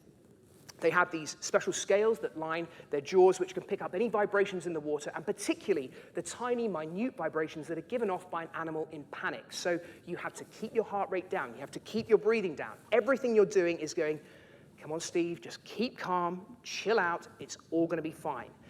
And that's not that easy when you're swimming towards a croc like this. It was at least 4.5 meters long, could have been slightly bigger, and it was a true monster.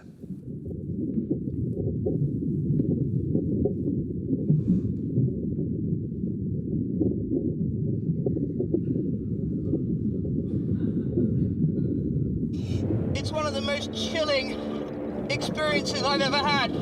We scrambled out the water. It was total panic, total chaos, and none of us ever got back in the water with a crocodile ever again.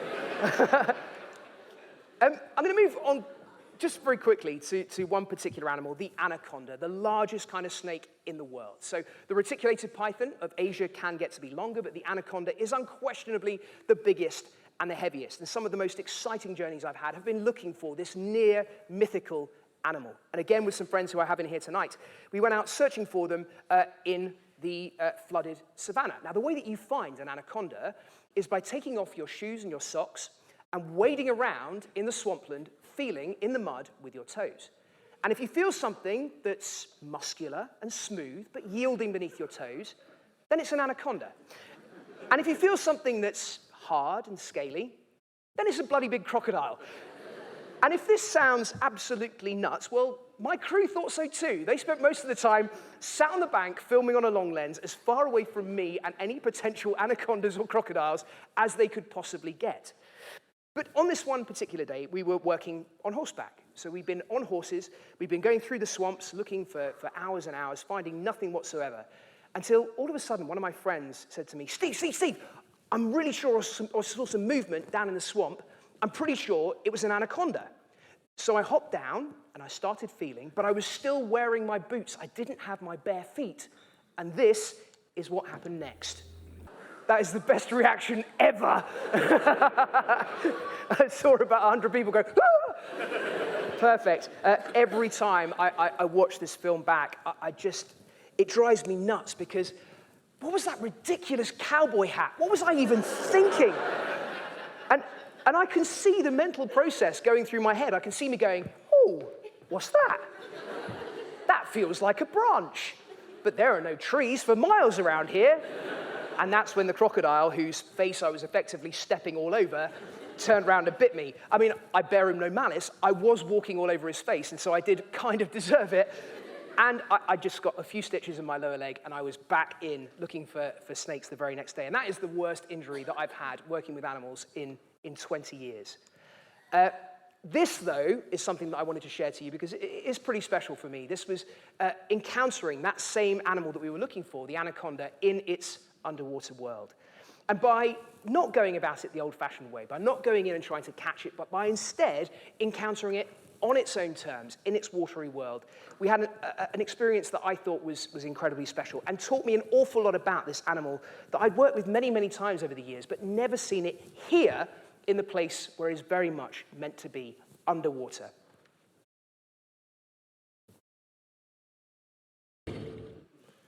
So this was special to me for lots and lots of reasons. Just because it taught me so many things about this animal that I thought I understood, but because I'd never seen it in its own world, all of them seemed new to me. First of all, the way it was moving. It wasn't swimming up in the water column as I expected. It was moving along the bottom in exactly the same way as a terrestrial snake will do on land.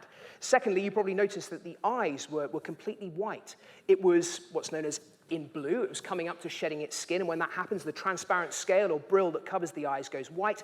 It would have been functionally blind. It couldn't see anything underwater, but it was still finding its way, using its tongue, sensing its way, using its tongue in exactly the same way as it would do on land. And in one single short encounter with the snake, my whole understanding of it was completely transformed. I'm going to finish off with probably my favorite of all wildlife encounters. Again, it happened on a small island chain in the middle of the ocean, and it was with this. Well, who knows what this is? Of course it is, yes, the sperm whale, a true animal record breaker. Now, it's a cosmopolitan species. That doesn't mean it reads glossy magazines. It means that it is found in every one of the world's oceans, all the way up into the Arctic, all the way down to the Antarctic, and all the oceans in between. And the way you find them is by putting a hydrophone into the water and listening for the sounds that they make. So they're incredibly talkative creatures. The females have a sort of dialect called coda, which kind of goes... It's very social. They're using it all the time to communicate. The males, on the other hand, have the loudest sound in nature. It's a call which they use to potentially stun their prey, but also to build up a three-dimensional picture of their world using sound. And it's about 220 decibels, so louder than a fighter jet taking off. It sounds like someone getting a massive iron mallet and slamming it into an iron pipe. So the females never stop talking, and the males shout really, really loud when they're hungry. Take from that what you will. But it's a great way of finding where the whales are likely to be, and then you drop in the water hoping that they may pay you some attention. Now, they are far, far faster than we could ever be. If they're not interested in you, they'll just disappear off into the distance. You'll never see them again. But they're incredibly intelligent animals.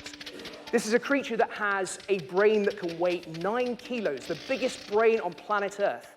And because of that, they're intrigued by us as human beings and by any intruder into their watery world. This particular animal stuck with us for hours and hours and hours. She was just swimming past us, rolling over onto her side, just looking at me as the same way that I was looking at her, studying us, and I guess trying to figure out what we were. But even more interesting was the fact that she had a very, very young calf with her. The calf was tiny. It was no more than a few meters long. It probably was only weeks old. And all of a sudden, this female sperm whale started steering the young calf in the water towards us. It was clear that she was introducing it to its first ever human beings. And I like to think that she was quite careful with where she put her tail there as she was going past my cameraman, and even more so as she was sweeping close to me underwater, though I have to say, it felt pretty close. But any moment like this, where a wild animal chooses to interact with you, is something very special, something that I actually find quite emotional. And that sound you can hear in the background there, that coda sound, goes through the water and it vibrates in every single airspace in your body. You can feel the encounter with them, and it is totally, totally overwhelming. And this is one of the marvels that we are all here to save. You know, I think our planet has so many miracles. It has so many extraordinary animals, as George said. There are many of them that we are yet to find, yet to uncover, yet to discover. But all of us tonight have made a big difference by being here. And I hope that we're making a statement. We're making a statement about how we feel about our planet and how we would like the future to be. So please, you know, tonight is a great starting point, but don't let it be the end. Find your way that you can make our planet a better place. I love the World Land Trust because what we do is tangible, it's pragmatic. You can say, today I've made a difference, today I've saved an acre, I've saved 10 acres, I've saved 100. Why not get your school to raise money, to buy a patch of forest the size of your classroom, the size of your schoolyard, the size of your town? It can be done relatively easily, and it's something that all of us can do that can make the planet a better place. Right, we've got a few last things to do before we finish. So there is this picture here for which you have all put in some money for the raffle. It's been redecorated by my friends in the front row, so you'll notice that I'm wearing spectacles and I've got my tongue lolling out the side here, but I'm sure it's still an item of worth. I'm going to pick out the number in the hat. So if you have number 446 purple, anyone got 446 purple? No? No 446 purple? Okay, I'm going to go 3, 2, 1, and then I'm moving on to the next one. 3, 2, you've got it over there. Did you just not really not want this? Because I do kind of understand. I'll bring it to you.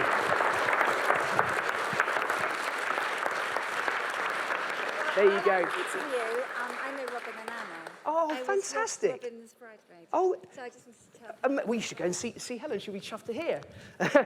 Right, you all. Thank you all so much for coming along tonight. We have hit our end point almost perfectly. Thank you all so much for being here.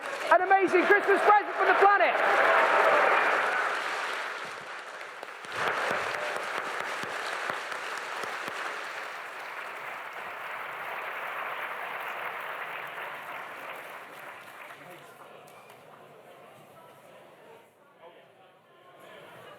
Ladies and gents, one more thing, by the way. Sorry. All the speakers are going to leg it out into the green room now, and then they're all going to go out into the bar. So don't grab the speakers on the way out. They're all going to be in the bar in a minute. So there we go.